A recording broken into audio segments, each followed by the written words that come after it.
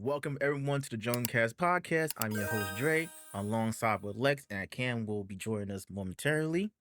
And in today's episode, we are joined by someone who wears many hats in digital space, from from tech content to gaming, editing, Ooh. blogging, and social media management. She truly done it all. Hailing from Minnesota, she's been in the game for over 5 years and continues to leave her mark on the community, whether she's behind the scenes making magic or on stream locking in headshots in her favorite FPS games, first person shooters. She brings passion and precision to everything she does. Please welcome the incredibly talented ChrissyHQ to the podcast. How you doing, Chrissy? Hi. Hi. Hello. How are you feeling I today? know.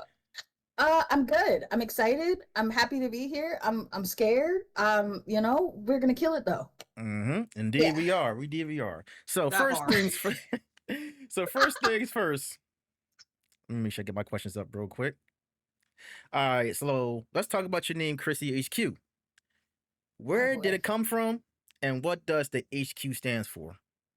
Okay, so I really wish that there was a really good story for this, but there's not. My real name is Crystal, and I go by Chrissy now as a nickname. And I think of myself as a very independent person, right? My house is my oasis, my area, right? And so that's where I get majority of my work done because I work from home and stuff like that. So this is the headquarters. So Chrissy, headquarters. And this is a Chrissy head. Yeah, that's where that all come from. Like, All right. yeah. So when you got your name, ChrissyHQ, did you go by any other handles or just like ChrissyHQ? Mostly Chrissy HQ. I will say back in the day, my gamer tag it used to be Chrissy Kardash because I wanted to be a Kardashian. And before then, I went by Midwest Snooki on all social media. So Ooh. we've had it's been a All yeah. right. We're So mature now. hold on, wait. Which Kardashian are we talking about here? I want to be like Chloe. Chloe? I feel like I'm like Chloe. Yeah. Uh, Chloe, she yeah. doesn't. The realest one of the bunch, to be Yeah, honest. exactly. She doesn't mess Yeah. around, but she also That's isn't valid. all out there. She be in the house sometimes too. So like, I feel like me and her connect. All right, yeah. Okay, I fuck with Chloe. Okay, I'll give you that. Yeah, she Chloe valid. good. Yeah. And you Yeah. said Midwest Snooki, so I'm guessing Snooki just came from the show The Jersey Shore, right? Oh yeah. So when Jersey Shore first popped off, I fell in love. I've always loved reality TV, but Jersey Shore in particular. Snooki is also she's very short. She's the life of the party. I like to think I'm the life of the party, and I am short. So I just kind of it's bad, but I related to her back then. It's so bad, How but short are you? her crash out moments. I had some of those, and I was just like, "That's my girl." And I'm in the Midwest, and I rep it hard. And I was like, "I am the Midwest Snooki." And if you don't mind me asking you, how short are you? God knows Snooki's like what? At least around her like She's 4'11", like 4'10". Yeah, she's very short. I'm only 5'1", but taller Oh. than her. So Yeah, you're right, but like at least each an inch or two. So yeah, that's good. That's good. yeah. So with the name Chrissy HQ, right? Does it tie Mhm. to into gaming or tech? Like when it comes to Chrissy HQ, you think that name like ties into gaming or into tech or into both? So over the years, since I've been, like you said at the beginning, in a bunch of different industries, right?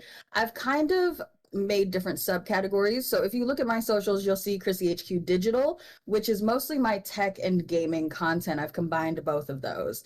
And then there is Chrissy HQ Lifestyle, where I just kind of do lifestyle content. But then I also, like my invoices when I do social media marketing, say Chrissy HQ Life. So yeah, that's how that balances out. Oh, okay, before I continue on though, fun fact: I know Chrissy since Uh-oh. 2021, Oh and boy. I remember she mentioned that when it comes to tech, right? She had a touchscreen bad. toaster, right? You had a Yes. how much you pay for that again? $400. $400 for a toaster. It's still going strong.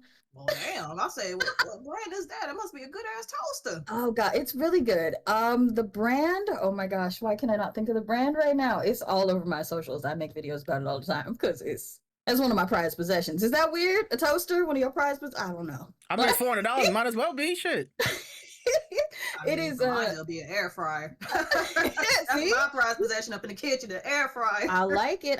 But I will say, fun fact, I guess I'll add on to the fun fact. I just got a new I think it's KitchenAid. I'm not sure. I'm into kitchen appliances lately. I don't know what's going on. But a fun new rice cooker that sits next to the fun toaster. Mm. Okay. I know. It also has a touchscreen. You and these touchscreens, man. You don't like doing that manual, huh? Nothing. Nothing You at should have all. saw me before this. I was screaming at Alexa, turn it all on. Mm-mm-mm. Welcome in, Cam. Hey, what's So up? Cam, Cam, we were How just you talking. doing, Chrissy? Hey, Yeah, we were just talking about her touchscreen toaster for I $400. got a what? A touchscreen. touchscreen toaster. That sounds amazing, actually. That's what I It is said. really cool. It is very cool. I will say my nieces, like I have little nieces, they come over and they play with all of the tech in my house, and it's fun to watch them sit there and just push buttons on the toaster. I'm like, hey, cool auntie, play with the toaster, I guess. Actually, that sounds kind of bad. I'm a bad babysitter. Yeah, because if they break your toaster now, that'd be a whole different story. You know? Yeah. Like, I mean, now I'm ain't gonna be thinking about called it. no more. Exactly. Exactly.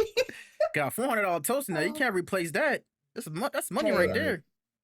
I like to Yep. think, tech is the future, and yeah, the price point does suck. It does, but it is worth it in the long run. It is. Right. It is. Definitely. So And it's still going. So that's good. How True. long? Like what? 4 or 5 years now? it's long been you- about a little over 4 years. Okay. See, I'm gonna have a toaster that lasts forever. I'm gonna be making toast, and y'all gonna be like, "Oh, I wish I had a toaster. I'm gonna still have one." I mean, I have a toaster, just not touchscreen though. So I'm just saying. Well, it's just not gonna be as cool a toast. That's what's gonna happen. Like, I mean, for $1, that shit about to make some good ass toast. I don't want to see no burnt marks, none of that. Nah, I don't want to see no burnt marks or none of that. perfect toast. I'll shoot y'all the link if anyone wants it. So I mentioned that you've been in the industry for over 5 years now. So how was Yes. your content evolved since the start? Okay. Well, well, I mean, I've always kind of dabbled in content creation, I guess. I'm gonna say it's been even longer than 5 years. 2012 started with vlogs and blogs back going into college and things like that, and then did some beauty content throughout 2016, stuff like that. But when I really got serious about it, the reason I got serious, like, do you want that? You want that whole backstory? Yeah, we'll love to Yeah. listen. Okay, so it kind of starts unfortunate, sad beginning, happy ending. I had spinal cord surgery and had to quit my job. I was bartending. I was also working at Arby's at the same time, multiple incomes. We was rocking it, and had spinal surgery and was down for the count after that. That was also in the middle of COVID, so bartending shut down anyways. I was then in the hospital for about 3 months on recovery and a lot of physical therapy and things like that. It was rough. So when I finally got out, my mobility skills were just not to what it used to be. So going back to bartending was not a possibility. Anything 4 hours over, working at a shift, standing was just not for me. So I was like, let's explore some other opportunities that I could do working from home. And that's when I was like, oh, we've done, a little bit of influencer work. We've done some content creation. I did editing previously, freelance, things like that. So I jumped into that full force and made that my full-time job. And yeah, as the time has gone, learned a lot about myself, learned what I like, what I don't like. And I want to say over the past 2 years, I've taken a major curve from, I love gaming, still doing gaming content 100%, but I'm headed into more of tech as well, because I've always had that love for tech, and it's time. Yes, sir. And yeah, that's me. Absolutely. And between blogging, freelance editing, social media, streaming, Yes. Mhm. what's been your favorite hat to wear between those four?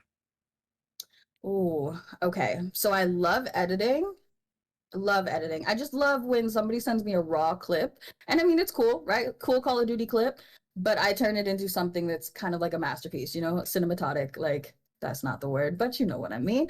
I love when I can turn it into something beautiful and then they post it onto something and it gets a bunch of views and people are happy. I love that experience. Other than that, the little bit of social media management is always fun, just helping people grow, helping people find resources they didn't know of. Yeah. Okay. So edit is your favorite hat of all. Editing is probably my favorite. Yeah. All right. Okay. And so when you're not making content or streaming, what kind of tech do you geek out over? Your favorite Oh tech? gosh. 100% lighting. Lighting? I can Lighting tell. is, yeah, I mean, I wish I could make it a little darker in here so you could see all the effects, but Hmm. lighting, RGB lights are my go-to. I think I have every Govee product that exists inside and outside of my house. That is probably my absolute favorite. And right after that, I mean, it adds in, but like the smart house technology. I Mm. love walking in the house, telling something to lock the car, lock the door, turn the light on. Like I love that. And Damn, I you think got it just top of the. makes, I'm about to oh, say it's, you got You don't top of the play about that security in tech. your house. no, you Right. gotta have Yeah. it.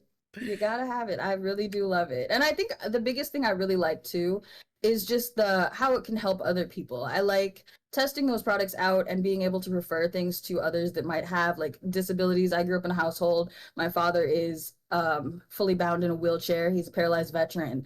And so over the years, you know, I think we're all kind of the tech people of our families being the younger generation, but it has been really cool to be able to help my parents find the smart tech that helps them because of their physical like obstacles. That's the word. Hmm. Yeah. Ailments and things like that. So I just love testing that stuff and then being able to, you know, use that for people that it really can help out with. So yeah. I definitely agree with that too, because like I'm in my house, so I know more about tech. So like I help my mom out Mm-hmm. with certain things that come technology. Like I Yes. don't know if you could call this technology or not, right? So like my mom just figured out that you could order like you could get groceries at Walmart now Yeah. Mm. on an app now. So I told her how like, all right, you don't have to go to the store or to Walmart to go grocery shopping. You could just, pick what you want, search what you want, and then add it to your Yeah. cart, and then Yes. they'll just send it to your house instead of just going out and about, you know? Well, and I Yeah, think things like that are so, oh, my bad. I'm sorry. Oh no, it's fine. No, I was just gonna say, yeah, I did the same thing with my mom for HEB because like the one she goes to is so packed and everything. She has like a SUV and then she can barely get a parking space. Like, mom, you can just do it online on the Hmm. Yeah. app. It took me and my sister like a couple weeks to teach her, but I'm glad we And I did. would like to add this too. When you go to these certain stores now, they have these checkouts, these self checkouts. When you see these Mm-hmm. old people go to these self checkouts, they don't know what the hell they doing. Not to be, I'm not trying to be disrespectful or anything like that. With all due respect, it's like when you get older, these technology they can't keep up with it. Yep. I remember I couldn't even teach my godmom how to use Uber. I was like, with Twitch, I just I still don't understand. You're just pressing this with your finger. I don't get what is so complicated about that, but I don't know. Oh, you guys want to know? So my parents, definitely older generation, but they when I first, gosh, it's been some years now, but my first few smartphones my parents had, I had texted my dad. To this day, he still doesn't text me, but this is the very first time I had texted my dad, and he called me to tell me that he had checked his voicemail and there was no message there, and but his phone kept saying there was a message, and this man was so frustrated. And I was like, Dad, it's a text message. Just read it. But I will never let that go. Like, That's I think actually it's funny. that generation though. They will do things the complicated way because they're used to doing it that way, and Hmm. they're resilient. I'll give them that. But But they there are stubborn as easier hell. ways now. Man, They are That's the only stubborn. way they know. yes. My mom won't use the self checkout. She refuses. That's one thing she just will not do. And the And crazy, then I don't know. Whole Foods has pay with your palm. Freaks her out. Freaks her out. She cannot do it. She refuses. She hates when I do it. But and you just gotta work with them. you gotta keep up with the tech Jones out here. Some people are just Oh not yeah. willing to keep it up. It's just too much Yeah. for them. My thing was though, my mom, she was a lawyer growing up, and so when I was growing up, and like, she had a BlackBerry. I always thought the BlackBerry was the most like complicated piece of technology in the Yeah. world, and she can't really like. It took her years to understand the iPhone. I'm like, I don't, mom, like you were on a keyboard for your whole life doing this with your thumbs. All I It's need the you to same do thing. is this. Like Yeah. I don't. Okay. Right. Just a little bit of an adaptation. It's the Yeah. same thing. Yeah, It's easier. it's hard. It's hard to teach. I mean, no, I'm not gonna say it's hard to teach them. It's just difficult because like it's just so much going on a touchscreen phone nowadays. It's Yes. gonna get even Yes. it's gonna get even crazier within like the years, decades, and stuff like that. So definitely.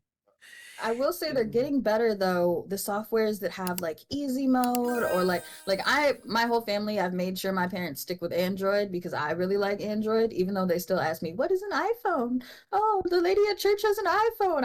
And I'm like, no, mom, no, you don't. But like with all of the setups that you can do, they're coming a long way. So Mhm. they're kind of trying. They're trying to make it easier. I had an Android phone at one point, and then in 2017, I decided to upgrade to an iPhone, and from then I I'm never changed sorry. back to Android. It is what it We'll is. talk. All We'll right. talk after this. Okay, got you. Roger, noted. We'll get you back. I don't know. I can go back. I don't know. I can go back to Android, dog. Cause I've been with Apple since 2017 now, and plus, like, I got an Apple Watch and stuff like that. So it's like, also AirPods We got too. Galaxy watches. Actually, the Classic 8 just came out. It's an amazing one. I don't want my messages to be lime green, so I'm gonna stick with that. Yeah, Oh, yeah. That I green can't sucks. even. I can't. Green is great, actually. Is that all right? That is crazy. Like, Okay. it's crazy. Yeah, I just stick with my Apple for now. All right. We'll see. But one thing about Apple though, with Apple iPhones, I'm not going to switch over every year. 'Cause I know how some people Every like year. like every year Every go to a year. new phone, like upgrade to a new phone. I'm like, bro, no, I'm not doing all that. Did you just All see this- the new one? What the The 16? 17 Matt? Is it? I don't know what number I y'all are don't pay on. attention. Yeah, I don't pay attention until like during the fall. That's when I find out like most iPhones come out in the falls. Well, I'll let you know But not much has changed. that's what I said. That's no So, point. I better stick with my iPhone 15. Keep it like that until my mhm. shit stop dying. I mean, until my shit dies. Then it can't go back on. That's it. Other than that, or Samsung S25 Ultra.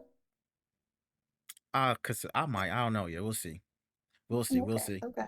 So, what does your ideal content schedule looks like, and how do you manage your work/life balance? Oh gosh, lots of caffeine. There's actually a case of Monster behind me. But no, in all Ew. honesty, there is. Right. And so much Ew. cheap. Like, in all honesty, right now I'm not the best at being consistent or great with it. I can totally admit that. I'm going through some health issues here with once again my spine. Mhm. But what I've had to do is kind of prioritize, right? So for ChrissyHQ Life, my lifestyle content, love doing that. It's fun, but it's more on the fun side of things versus where my engagement or my big reach is. So I've had to kind of prioritize my things of like, I love live streaming, but sometimes I just can't do the 6, 8 hours 5 times a week, stuff like that. So right now I've kind of had to just balance what I can do and what I can't do. I think what's very important that I've done is keep in good contact with what I call the Chrissy crew, my community. And that's kind of what's keeping me afloat right now. My ideal schedule, I would love to go live 4 times a week. I used to do 8 hour shifts. I think you remember this. I used to call it an 8 hour shift, like clocking in.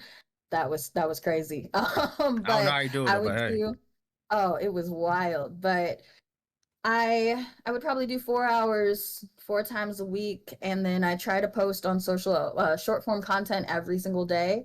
Last month I did 3 TikToks each day, 3 IG reels, and 3 YouTube shorts every day for the entire month, and that was wild, but amazing growth from that. So I would love to keep that up. And for long form content of my own, I would like to drop maybe 2 videos a week if once I get to that area. Okay. Now Okay. with all the other stuff, probably not going to get to that for a while, but that is okay because that is, that is the plan eventually. All right. Cool. And have you been to any conventions lately, or like? Oh, you know it. I already know. Yes. But some people don't know. Oh, they don't know. That's right.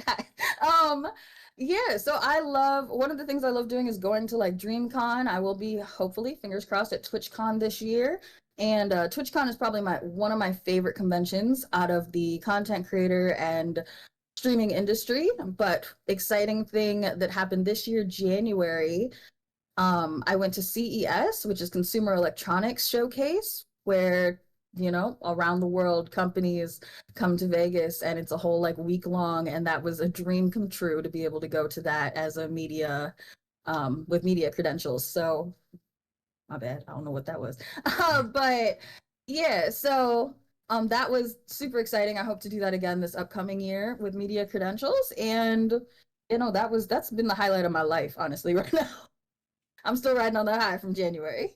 Okay. So what did you learn from going to CES? Like, what type of technology did you see? Ooh.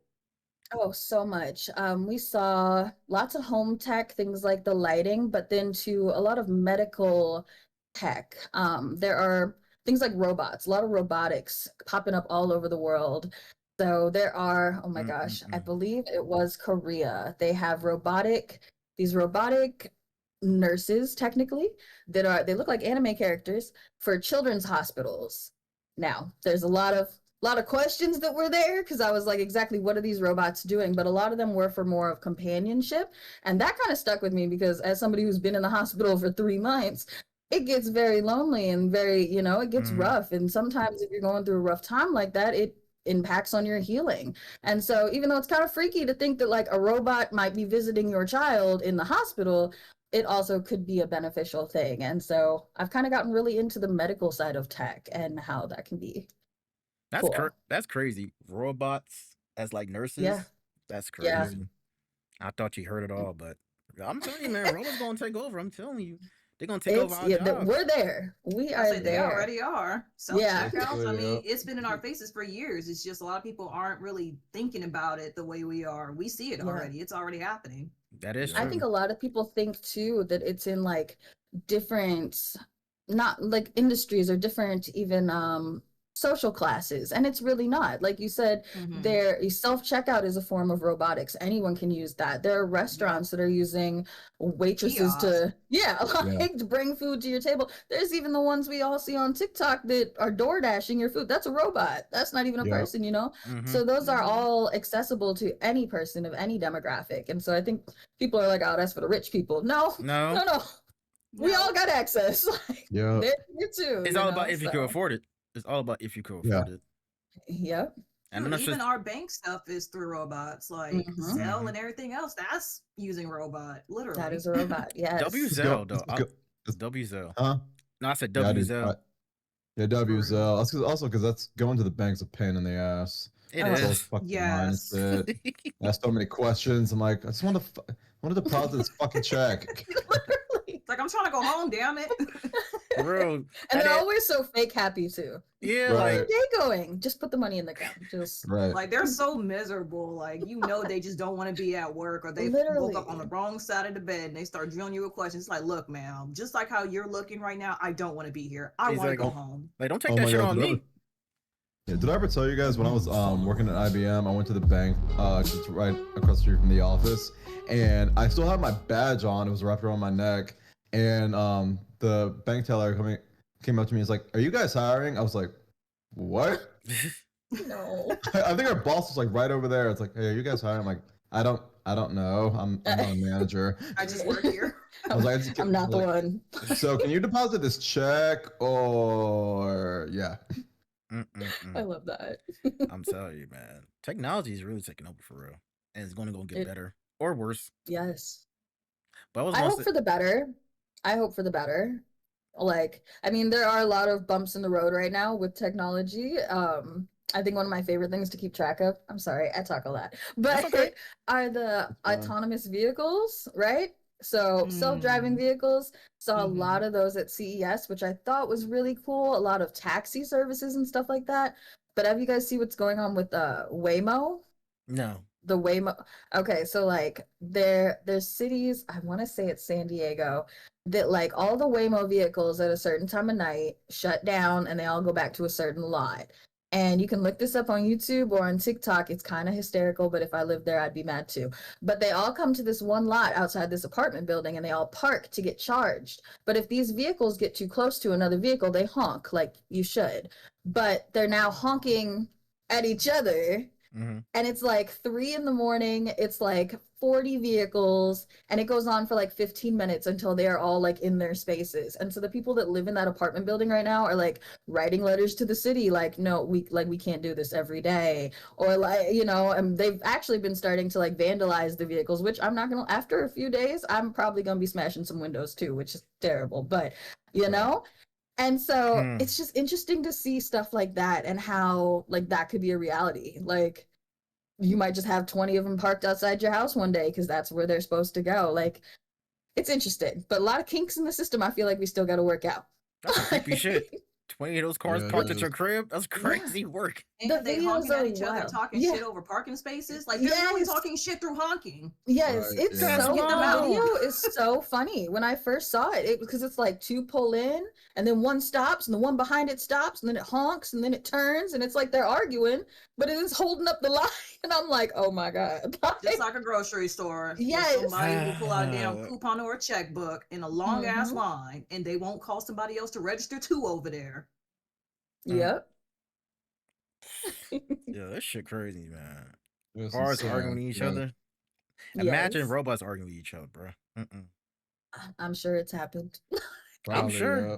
I'm not. I don't want to be there, and I don't want it. I don't want to be there when that happens.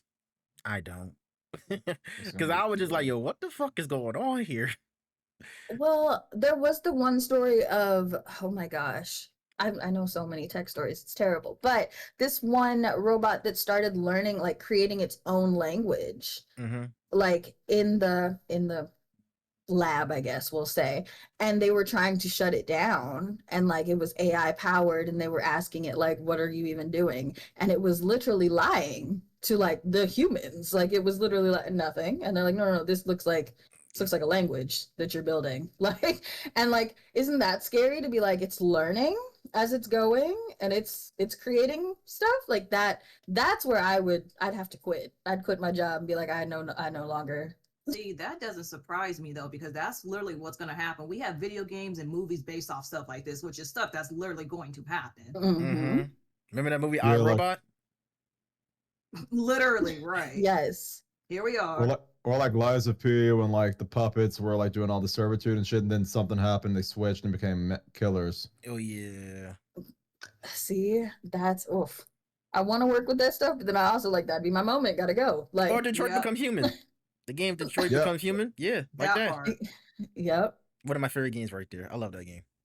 No, it's definitely a good game. A I lot played of a little bit of it. you say a little bit of it. What you thought about that Yeah, game? there wasn't enough shooting. I only play shooters. You know this. Oh, okay. It's terrible. Gaming is my like release from the day. So, and this is that's so bad. I'm not a violent person, but like if I'm not shooting something, yeah.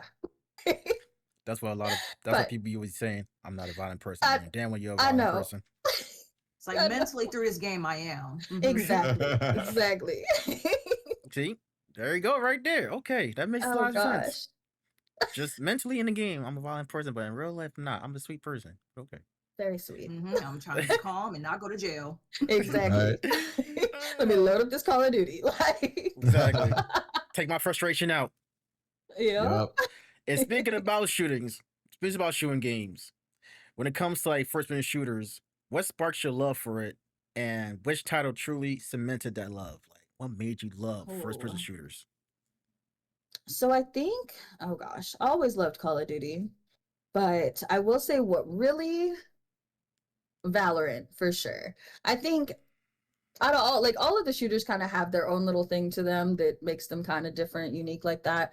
Valorant is much more, I think, it can be more strategic. Like COD can be very strategic as well, or you can just run in there and shoot up the world and drop a helicopter on somebody's head. Valorant, on the other hand, everyone has their own abilities or skills or equipment, and you have to work as a team, and there's an objective besides being the last one standing. And I just think like that changed a lot, especially and with aim. Aim was very much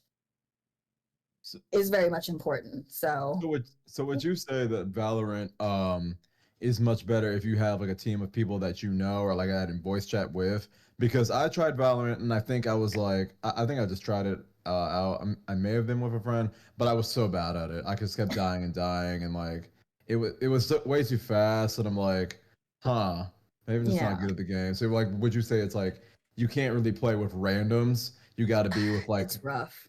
Yeah, you got to be Yeah, like the people you know and stuff like that. communication Okay. is definitely key because of just, Hmm. the strategy that you have to do to get to site, to have to diffuse or to have to plant, or, communication just in general throughout the map. People could be a mid. This actually just happened to me yesterday. I play a lot of competitive Valorant, and I solo queue though. I've solo queued for a couple of years, and it's something to get used to because they sometimes people don't use comms, and I was raging yesterday. They walked straight up mid. I had no clue, like no idea, and nobody was pinging, nobody was talking, and I was like, we're done for the day. But communication's definitely key in strategic FPS games like that. Okay. And Yeah, because Dre and I talk about all the time, Apex Legends, we don't like playing with a random. That's why we always need like Hmm. a third Like playing person. that game. Yes. Yeah. that See, I love game. some Apex too. So Apex, COD, Valorant. Of Hmm. those three games that I mentioned, which game has the most toxic people within? Call of Duty. Okay, I agree with you. Yep, Call of Duty. Yep. I'm gonna go Call of Duty. Now Valorant, close short. Valorant's a close second Um, because Riot Games like has a toxic fan base of their game yeah, for no good yeah. reason. It's I think that stems from like League and just how big League is. Yeah. And I don't get it, but for sure COD's got the worst of the worst. Throughout the years, I would say throughout the years since the Xbox 360 days with Modern Warfare 1, 2, Oh, like good the days original though. 1 and 2, yeah, and also Halo 2. There's a lot of toxic people in within those years. Like it wasn't as bad as it is now because Hmm. nowadays it's like it's unbearable. Like you just gotta leave or just not. Go ahead. Yeah. I think now the toxicity is coming a lot from just like, I mean, in all honesty, I think the world is just kind of stressed, right? So instead of just Hmm. like trash talk normal, like it used to be, like, oh, I'm mad, I've gotten shot 75 times, so I'm going to call you some stupid name. Nowadays, I think it's a lot of outside of stress that's also adding to that. Like, majority of people on this planet are just like at their breaking point. So now a lot of that's coming out through games as well, which is not good in any way. But that's what's leading to a lot of these slurs and attacks and people that even take it farther than that and find you on socials Hmm. and stuff. Like, I think it's just we're all kind of spiraling mentally. And pull you know and sometimes they pull Right. up to you in real life.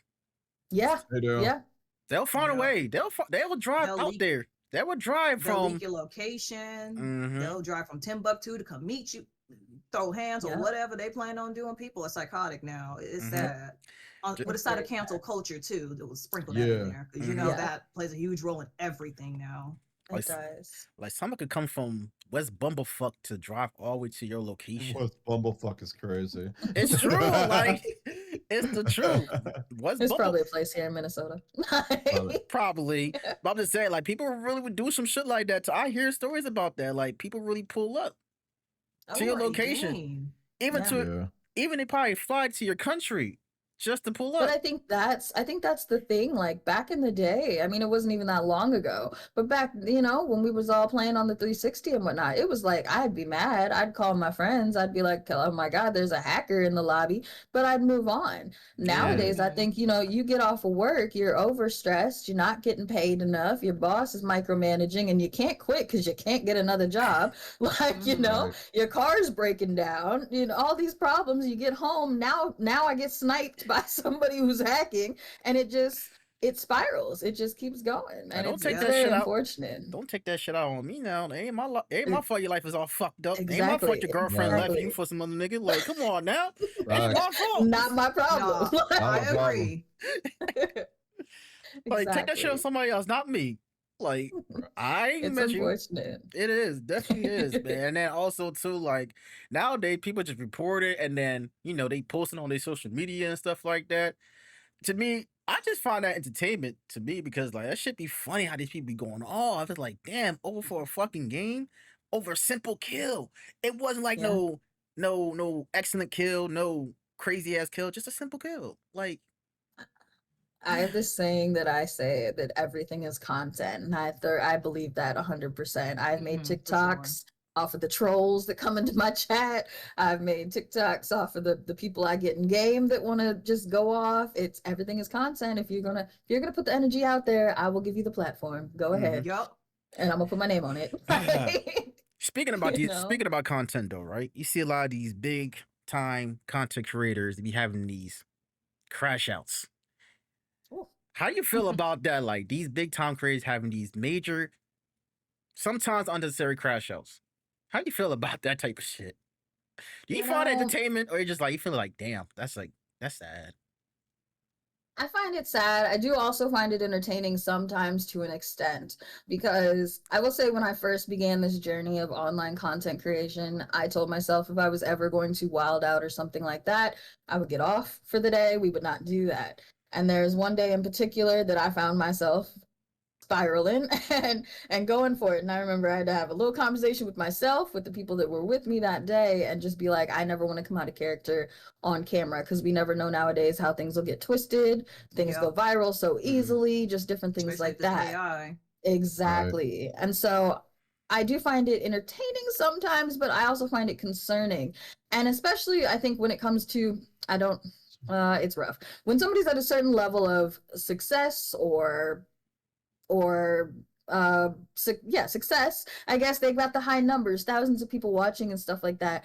I think it's not anymore of just like I sat down and I turned on the game and I'm streaming to a few people. It's now you have a community, you have kids that are looking up to you, you have people that, so I think at some point in time it's not entertaining anymore. It's honestly sad sometimes. You gotta rein it in.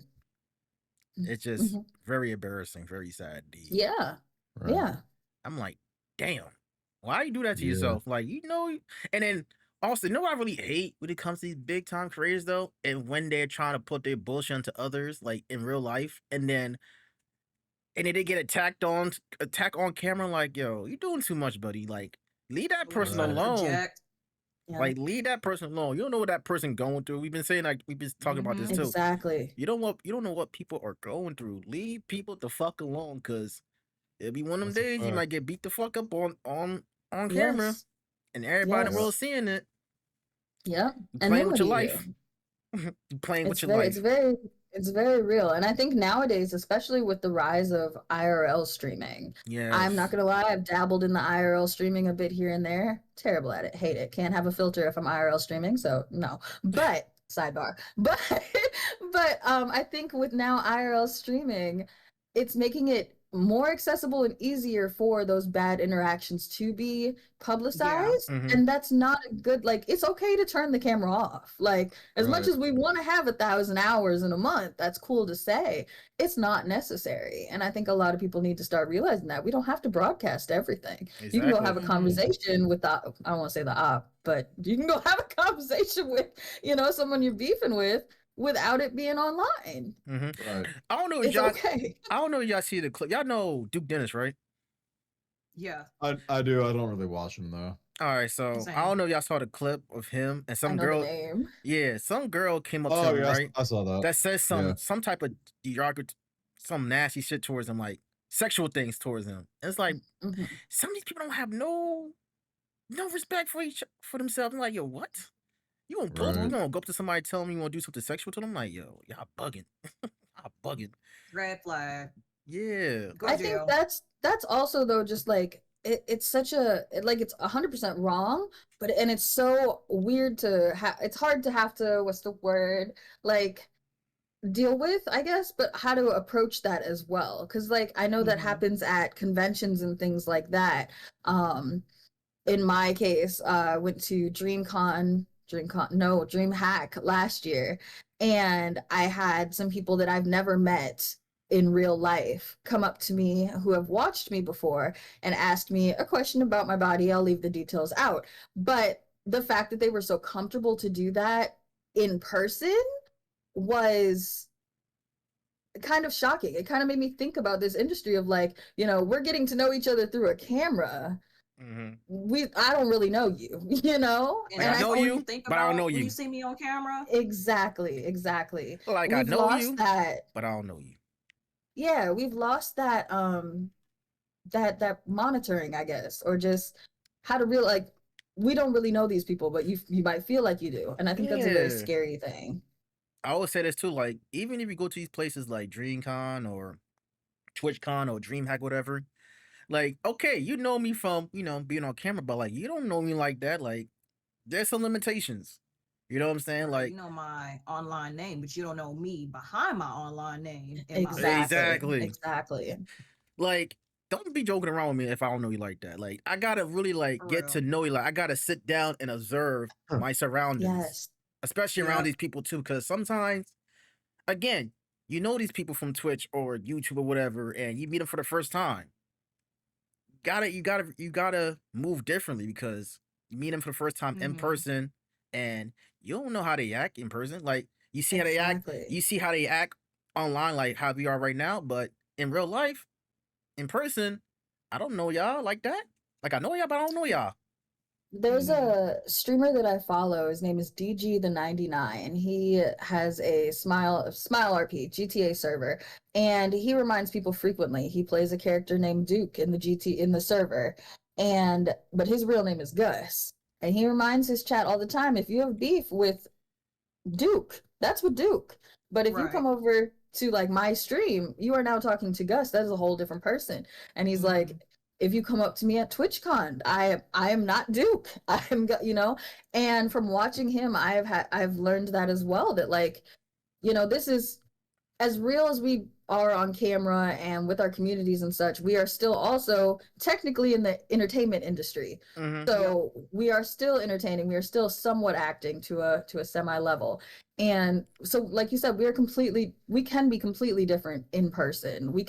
There's still boundaries. And I think Exactly. we've lost a Mhm. lot of that with the rise of streaming. Exactly. You just gotta be mindful who you consider who you calling someone your friend online, Mm-hmm. because Mm-hmm. they could fuck you over as soon as you meet them in person, whatever that is. A new You know what I So mean? real. Yep. You gotta scope them out and see how they do in different environments. Because they could be with you and be just fine, but another friend pull up, they might act different, or you There we at go, a right one there. area of the convention, and then you Basically, go out to yeah. a restaurant, they're a total dickhead. So it's like you Mm-hmm. really gotta see how people do in different settings when you're out in public with them, And meeting them around for a different people first too. time. And around Yep. different people too, 100%. because they All meet crowds, you. all places. Mm-hmm. That's why I'm an introvert, man. Like, I'll speak to people, but only if I feel comfortable. If Yeah. I do. Yeah. I'm very observant of my surroundings when I'm around people, because you gotta see how they act around people.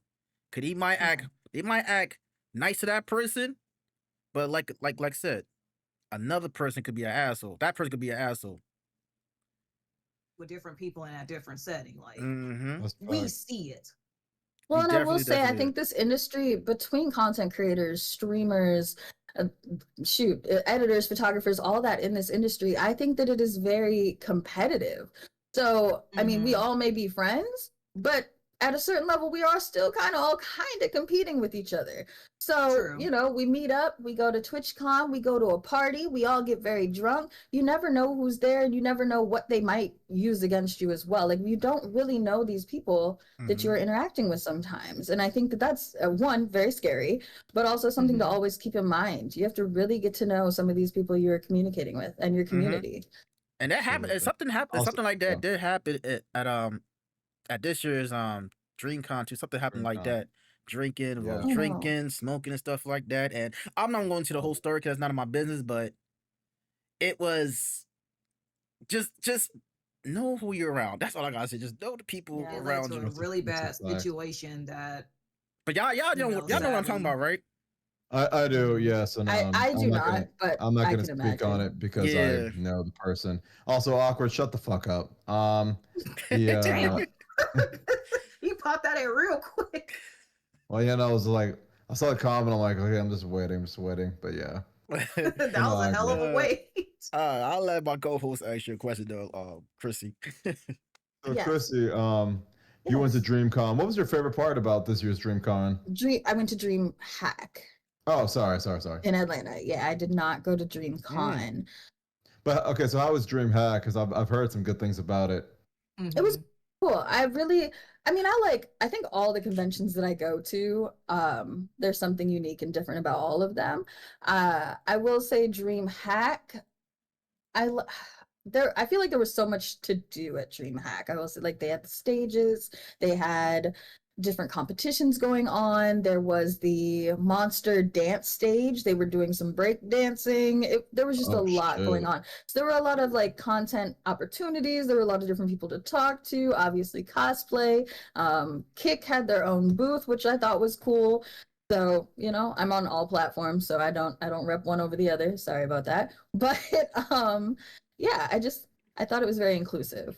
And speaking of platforms, being on Twitch, Kick, Oh YouTube, boy, what's been the here we go. hardest what's been the hardest platform to grow on, and which one surprised you the most? Mm. Hardest one to grow on, I would Hmm. say, for me personally, would be Kick. I think that I kind of missed the big green flag for Kick. I think a lot of us were kind of skeptical at the beginning when Kick first popped off, and I was one of those. And I think that although there are some good people on the platform, there's still a lot of moderation that needs to be done over there. Hmm. And so when I am streaming on Kick, I find kind of an influx of bots and trolls and such like that, which I know that they are working on. I I wish they heard could about do a that little too. faster, but I have found it hard to grow over there just personally because it's a deterrent for me. I can only handle so many, ugly comments at a time. And, that might be a personal thing, but it is they're working on it. I'm gonna keep grinding at it, but I have found it hard to grow over there just because of it's just deterring, It pushes me away knowing that's there. But yeah. Okay, so I do have a question which does involve Yeah. platforms. So, of Yeah, all yeah. the platforms that you post content or make content for, if you had to pick one and one only, what platform would you pick to strictly like post on? If you had to literally Oh. pick one. Ooh. Okay, so I guess my follow-up question would be short form or long form because or just Both. live streaming versus content. Because out of live streaming, I would say Twitch. Twitch was my very first live streaming platform. Got a great community over there. Learned Twitch really well. Love it. For content wise though, because you can't really do short form on Twitch, I would have to go with I love TikTok. I love the way you can interact on TikTok. I like that it's quick to the point. Obviously things to work on over there too. I think all platforms do, but I like TikTok so far over like IG or YouTube Shorts. I would pick TikTok. Okay, okay, okay. Let's see. Yeah. How do you decide what content to focus on across your different platforms? Ooh, how do I pick or decide? Oh gosh, should have given me time to think about this. Listen, um, I'm not the one being interviewed and I got to think about it. Like, dang, how do I do it? at the moment, I'm gonna say it's just kind of go with what it feels right, Obviously I have this love for tech and I do find good engagement from that. But I've also had to, sometimes you gotta kind of work your mind out of that engagement mindset. I know we're all chasing the numbers, Hmm. we're chasing the comments and things like that. But right now I'm more focused on, is it something I enjoy? Is it something I'm having fun with? And I think that also shows through camera when I'm doing stuff like that. So that's how Hmm. I kind of just that's how I decide, what actually honestly brings me joy because it keeps me going. Hmm. Now I definitely feel your number because I feel like most people, you got a good mindset right there too, Chrissy. Because I feel like most Yeah, that people, was a valid point. 'cause most people like to focus on the numbers. When I mean my numbers, like when it comes to the followers, the view counts, and some people, when you get to that certain point of view counts and the amount of followers they get, they start feeling themselves a little bit too much. They start feeling a little cocky. And then, Mhm. when somebody humbles them, that's when they shut the fuck down real quick. Yeah, they Well, is get real that big headed and Hmm. right? then they also start to become like a people pleaser. Like let's say, like, as I say, there's an audience for everything. Hmm. So let's say you do a certain tech company or a certain game and you notice your numbers go up and then you kind of revert back to what you did before that, the numbers are lower. So it's like some people focus on that rather than actually also considering that they should be doing the content they want to do. Yes. Well, I also think it goes the opposite way too. I've content where, you know, you spent all night editing, you think it's the best thing ever, and it gets 25 views and 3 likes, and all of a sudden you're sad and you're like, what did I do wrong? And, you know, I've caught myself where that kind of kills it for me the next day. I've had to, you know, work myself out of that mindset, because I used to get really sad and be like, okay, maybe this isn't for me. And, you know, you start to spiral. And you know, in reality, it's just the algorithm. Maybe it just didn't hit that really day. is. You know, keep it going and keep trying. That's the big thing. Just keep trying. So I think when you focus on those numbers, it can also impact you negatively. And yeah. Yeah, because when I put out like short form content or long form content on my YouTube channel, it's like it's the algorithm. It can go up and down. You know, certain days you post, certain times you post and stuff like that. You got to know these things, but it's going to constantly fluctuate. Yeah. And then also don't get discouraged, especially with YouTube. I know YouTube, you can still see your dislikes and all that. I know a lot of people probably get upset with the dislikes, but if you think about it, sometimes like this happens to me, to where I'm trying to search up a specific subject and some random video that I didn't even know existed pops up. I personally don't take the time to dislike, because, you know, I just go past it, but most people do it. It's all an algorithm thing. It's not always someone doesn't like your content. It's just generally it's to help fix their specific algorithm. Yeah. Well, and I think the thing is, if somebody dislikes it and they click the little thumbs down, like, so be it. On to the next. Time. Exactly. It's okay. You know, you can't please everyone, and that's a huge part of this industry as well. You can't please everyone. I definitely agree with that, because everybody trying to please everybody. I'm like, bro, you can't please everybody. No matter what you do, no matter how many asses you got to kiss, you can't please everybody. Nah, because people out here really be kissing ass. Like, your brand is your brand for a reason, so make it your brand. You know, make it what you want it to be. Yeah. So we all met people or know people that probably kiss ass once or twice just to get on their good side. It's like, bro, that's embarrassing. I can't do that. It is rough. It is rough, but damn, you really got to go through all that just to get noticed? Oh no, can't. Right. It's embarrassing. And then once you don't get that necessary help or that support, whatever, then you start feeling sad about yourself. Like, damn, all that for nothing. Right. So, what is your take on the current state of women in gaming and tech spaces? Oh, okay. In general.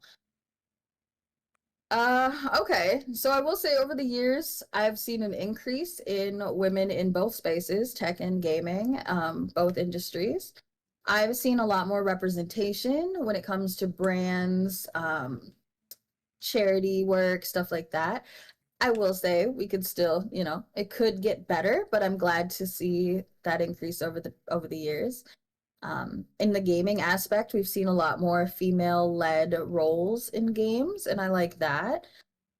Yeah, I think we're in the right direction, you know. I think, yeah. Okay.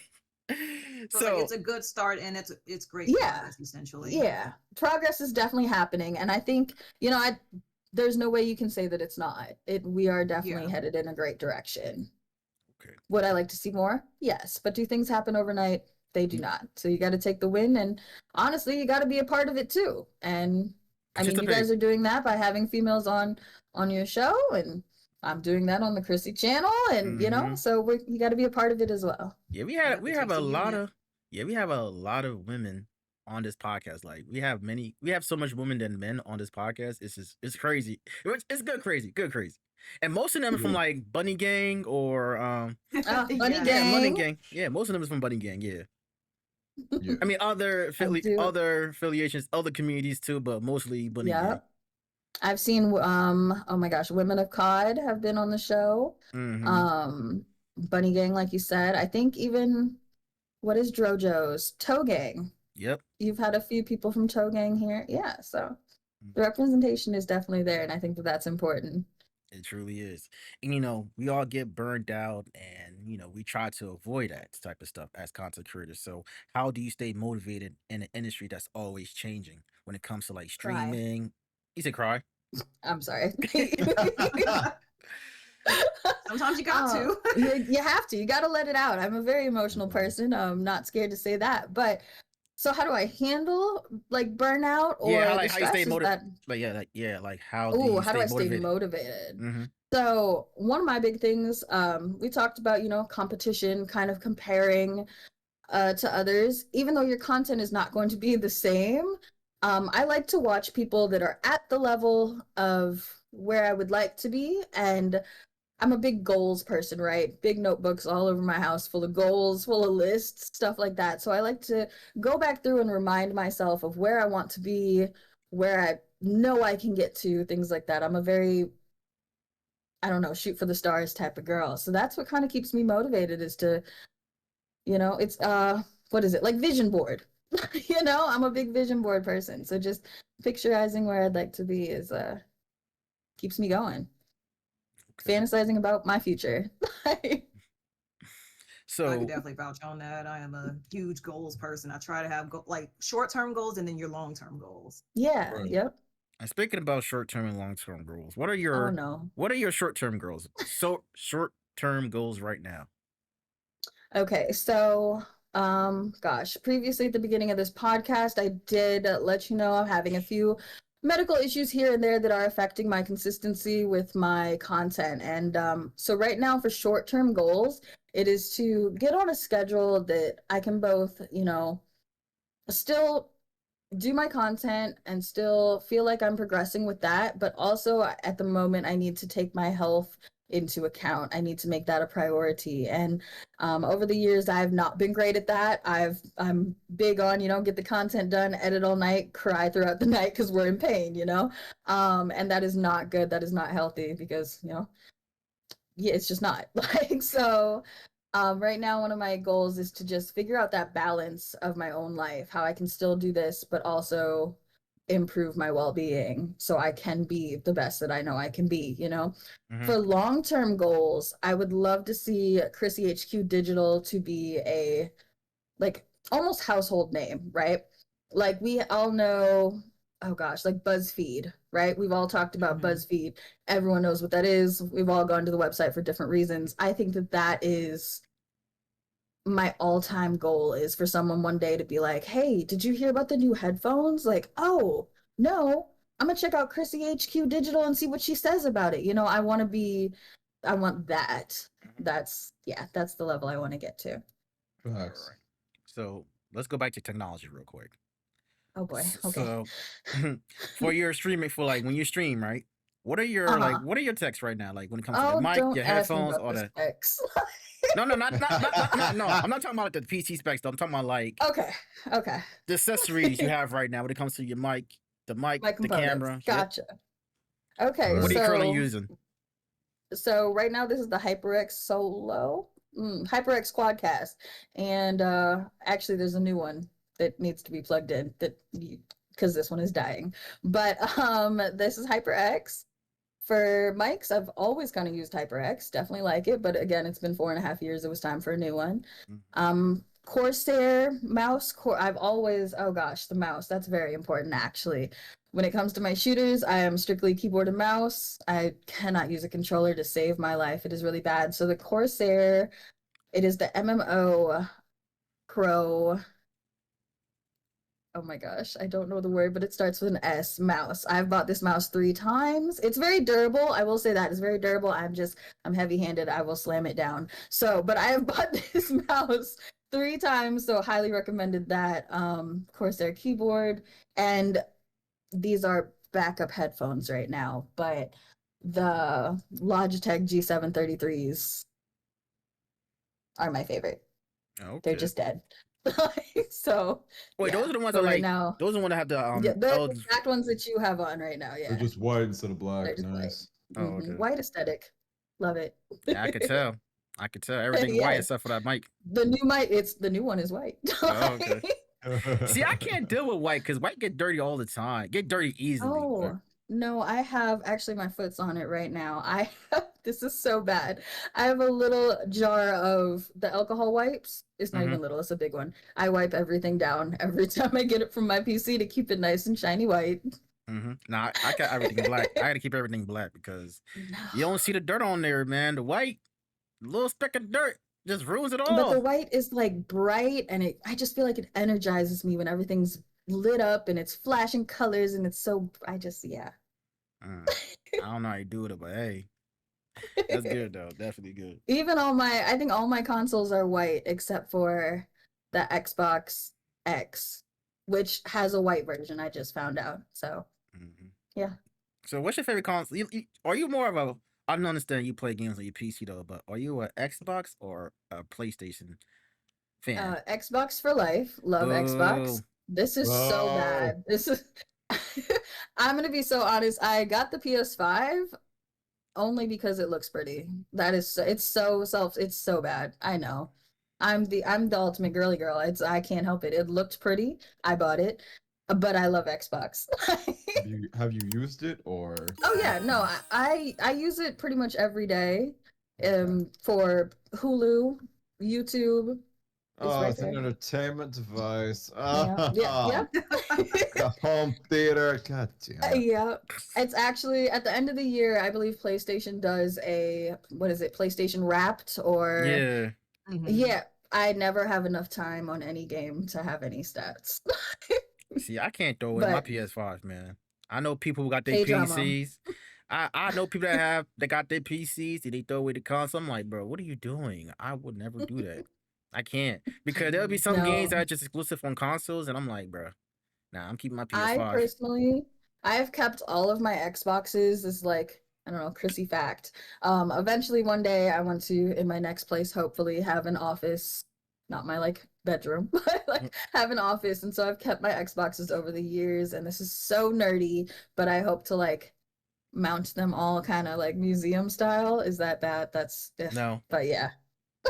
that sounds I good. have this image in my head that I want this home office with all of my old Xboxes on the wall. And Not so gonna yeah. lie, that's one of my life goals too, especially with all of the consoles I have, because I am a huge retro game girly. Or GameCube, N64, like I still have the consoles, even though there's emulators and stuff out. Like I want to Mhm. have those mounted, like hooked up somewhere, and then when I want to play on them, I could just plug it up or whatever. But I do want to have like a nice case area full of like my collected consoles. I Mhm. love that. I had a Word. good amount of consoles too, but when you have family members on how to take care of the consoles, they tend to break down and this, that, and third. And it's like, Mm. fuck.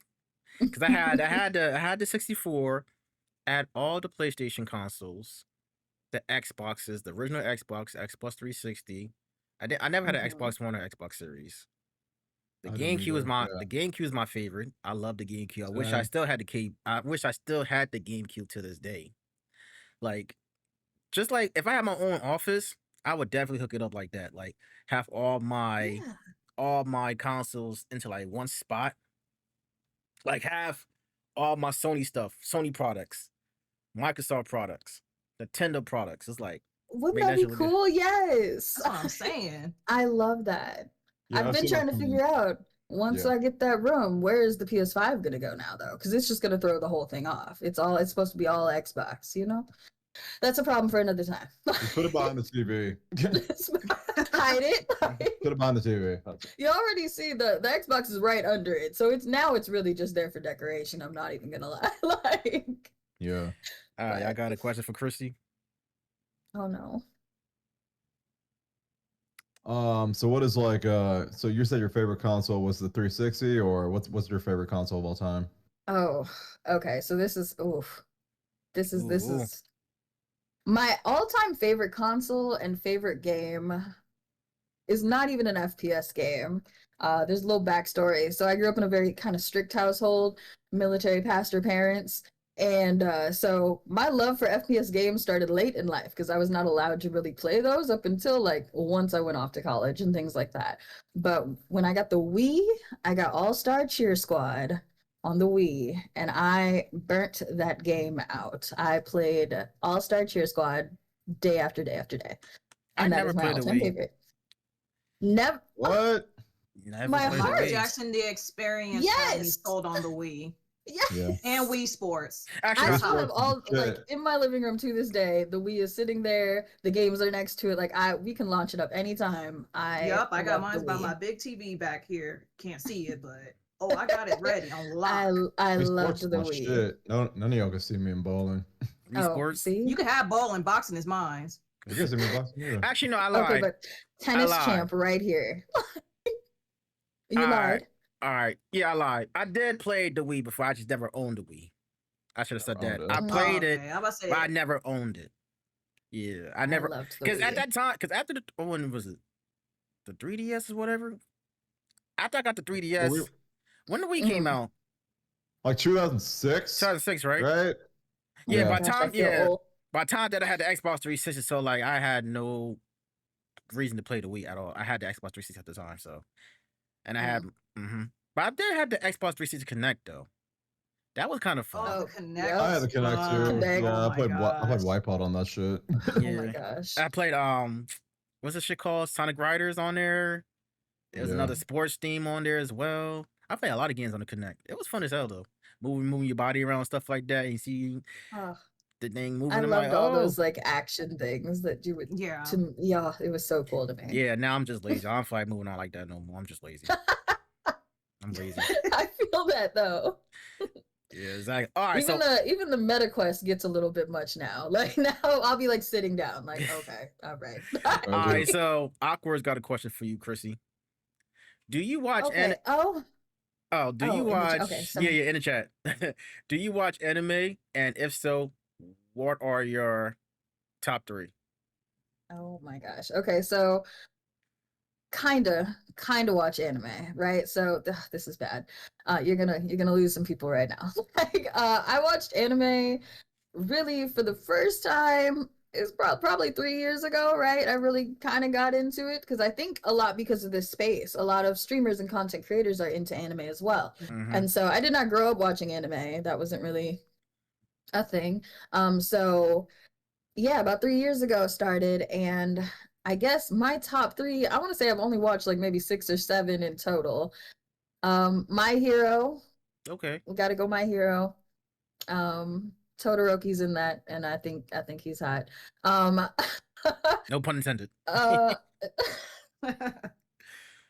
my gosh, don't ask me this now. I'm blanking on everything now. You say you Yeah, watch I 6 or don't- 7. I, okay. Pull your Crunchyroll list or something, or No. We're just My Hero's the best of them. We're gonna stick with that. Oh, Hunter x Hunter. Okay. Okay. Yep. Yeah. One Those more. are the One no. more. One more. Come on now. One more. You did say 6 or 7. I can tell you what I haven't seen. Okay. Yeah, no Naruto, even though everyone tells me to catch up on that. Oh, I've tried One Piece. I this is really bad, but I cannot stand the art style of One Piece. if you're in So if you're in the beginning, it's like art style from like 1990, whatever. I That's hate fine. it. And also, there's like 600 episodes. I'm never gonna catch up. I have See, reality TV that's to what I've been watch. saying. Exactly. With One Piece, it's I 20 know. episodes. I cannot sit here all day to catch up to y'all. And It's then not people- gonna happen. And then people You get can mad. do it. I believe in you. And people get mad when you say you don't want to watch One Piece. I'm not saying that as a bad anime. It's just too many fucking episodes. Who got time to watch that shit? I don't. It's a patience thing, low patience. Patience. You got I don't low have the patience. No. A lot of patience will take you everywhere in life, Not with that fucking show. No, Not with that fucking show. just go on YouTube and look up what's happened in One Piece so far. Just watch the Okay, video. I you'll can be watch. fine. Okay, I could do that, but I could do a summary catch up. I could do Yeah. that. yeah, but if you expect me to watch 52 episodes in one season and then watch Not another gonna 52 happen. episodes another season, then another 52 episodes in one, no. Mm-mm. No, like One I've Piece is seen- basically One Piece is the Kingdom Hearts of anime because it's like you do have to watch everything and everything Yes. is important. As long Well, as Bleach is and- in top 3, Bleach is in your Awkward's top about to 3. start a war. Bleach is in Awkward's top 3. He's just All doing right, it because he next wants to get a question. reaction out of me. Next question, we got another question in the chat. Wait. I've seen Chainsaw Man 2. I had to think about it. And Okay. then Spy Family. Okay, there we go. Okay, Spy Family's a good Okay. one too. Okay, there Yeah. we go. Mhm. All right, we got Okay, another. sorry. We got Okay, another never mind, question. yeah. We got another question in chat from Adrian Armour. He said, "Chrissy, if you could pick any game to have elite skills in, what game would it be?" Ooh. to have elite skills in. Oh, okay. So this is gonna be like, I'm a huge FPS girl, but like I'm kind of jealous of the people that know how to play 2K and play really well. That's a big one. I wish I could play 2K. You talking about I NBA know. 2K? Mm-hmm. Okay. What the 2K is there? I want to, because it I mean, you has got such a WWE big 2K. so it has a Oh. big fan base, right? And I love the energy when people are playing 2K and they are all, you know, when the boys are together and it's a good time and they're all yelling, and it just seems like an environment I would love to be in. But No, you I don't. know nothing about what's happening. Like, No. I would just like to be a part of that. So I feel like if I could wake up one day and just have the skill and be the best, I would, you know, it'd be a great time. Nah, I play NBA 2K since NBA 2K10, which I was still Mhm. probably in high school. And Mhm. every I think single my- year, it got worse and worse and worse. And the reason why I say So that because I'm sorry to cut you off. Go ahead, like no, go ahead. Chrissy. I was gonna say like only because I said it because like when it comes to the my career mode, could always play my career mode when it comes to with these NBA 2K games. It start getting wacky and wacky when it comes to like you buying virtual credit, like in-game currency, just to upgrade your player. Because back then you didn't have to buy VC to upgrade your Yeah. character. You had to You have to grind grind. it out. You have to grind it out, and Right. plus like you gotta buy not only just to upgrade your character, you buying accessories for your character, tattoos for your character, well, just in-game currency, and then also buying clothes. And then now they got the Mhm. season pass for this shit too with 2K. Like 2K is a good game. I just don't play that shit no more because to me, Right. I call that a pay to win game. It Because Yeah. is. if you don't, because motherfuckers don't want to grind no more. They spend like over hundreds, thousands of dollars on VCs on upgrade your character, buying accessories, buying See, tattoos, all this the other Yeah, shit. but cosmetics of it excites me just hearing you talk about it. I love the cosmetics of any game. So All right, I mean, you got the I'm money for all it. Go into ahead. well, yeah, I mean, no. but like, yeah, Oh, But I I think, now, think the no. what do you and I think think, about the community aspect of the game though, from those of you that play?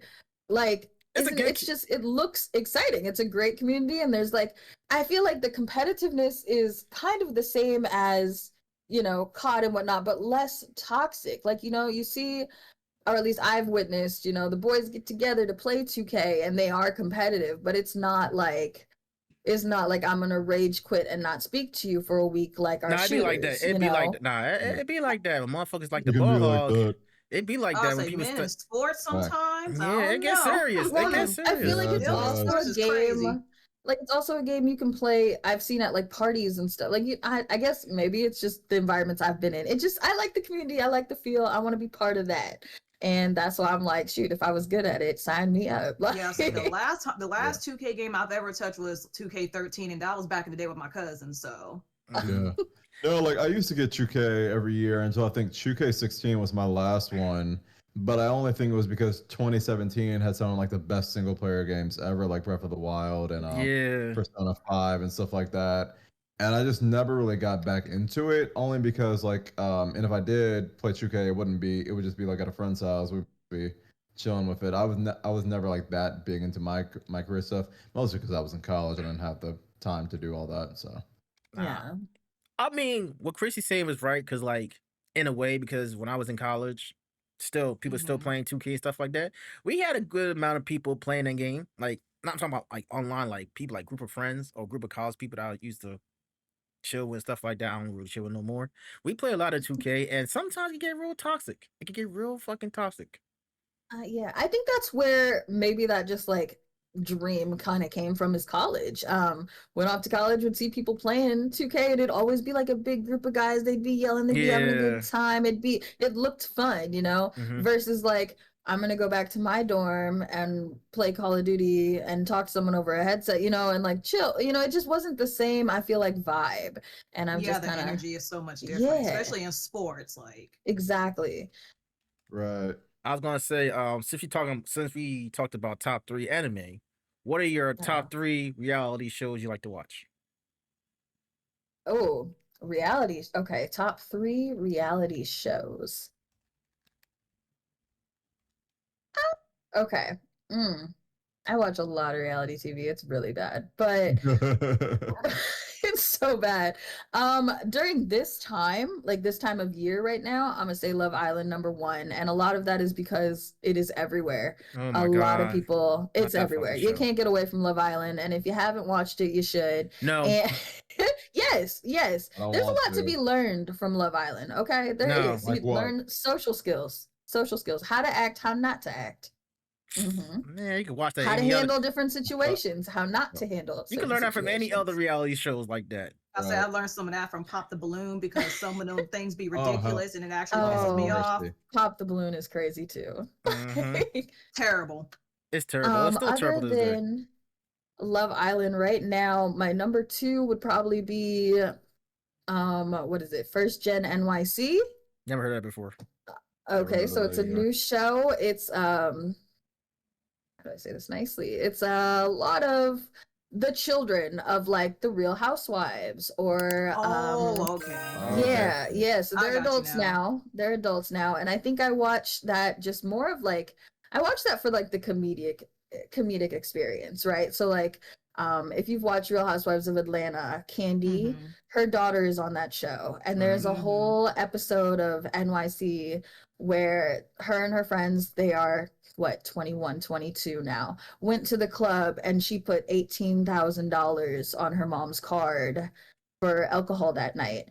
And like the conversation between Ooh, Candy and ooh. her father and them sitting there was kind of just like, don't ever make sure everyone pays. And I'm thinking of like the way my parents would have had, like I would not be here. Right. Like, Exactly. you know, like so I'll be I, 6 feet deep. yeah, like and then brought back to pay that off. Like, you know. So I just watched that for like the comedic experience. It's something I could never relate to at that age, and still at my age now, I still can't relate to them. And I like watching that and just how different that lifestyle is. And yeah. Also, speaking of reality shows, right? Let's go back to it. Oh boy. When it comes to the 2000s, when it comes to reality shows, what was your favorite in the 2000s? Jersey Shore. Jersey Shore, hand down. Okay. Jersey Shore or Geordie Shore, which was over the pond. That was their Jersey Shore. Or, okay. and not many people know about this, Party Down South and Floribama. I heard about Floribama. Oh, okay, yeah. Yeah, Party heard Down about South that. and Floribama, where you know that was the down south Jersey Shore aspect. And again, as a girl that grew up in a very kind of strict to the T household, I would watch that and be like, man, they're having the time of their lives. I don't even know how to party like that. Like, you know, I thought that was the coolest thing. And especially just the southern, like, southern life is just so different than Minnesota. And just, you know, I loved all that. I loved seeing it. Yeah. For me, it would have to be Love and Hip Hop, the New York version. I love never saw Love and Hip Hop. those are the best ones. They had like Jim Jones, his girlfriend. What else is on there? Damn, it's been a while though, but that was I like watching Love and Hip Hop. Not now because like you know how the story That gonna was plays out. weird. What? Yeah. Like you know how this is, you know it's just how this shit's gonna play out. Somebody get cheated on, somebody trying to be a rapper, and this, that, and the third. It's like, bro, this whole storyline is Right. just getting ridiculous at this point. It really is. Yeah. But have you ever watched Black Ink Crew? Yep. That was one of my favorite I shows think too. so, yeah. That's one of Both Chicago and my New York. New York, yeah.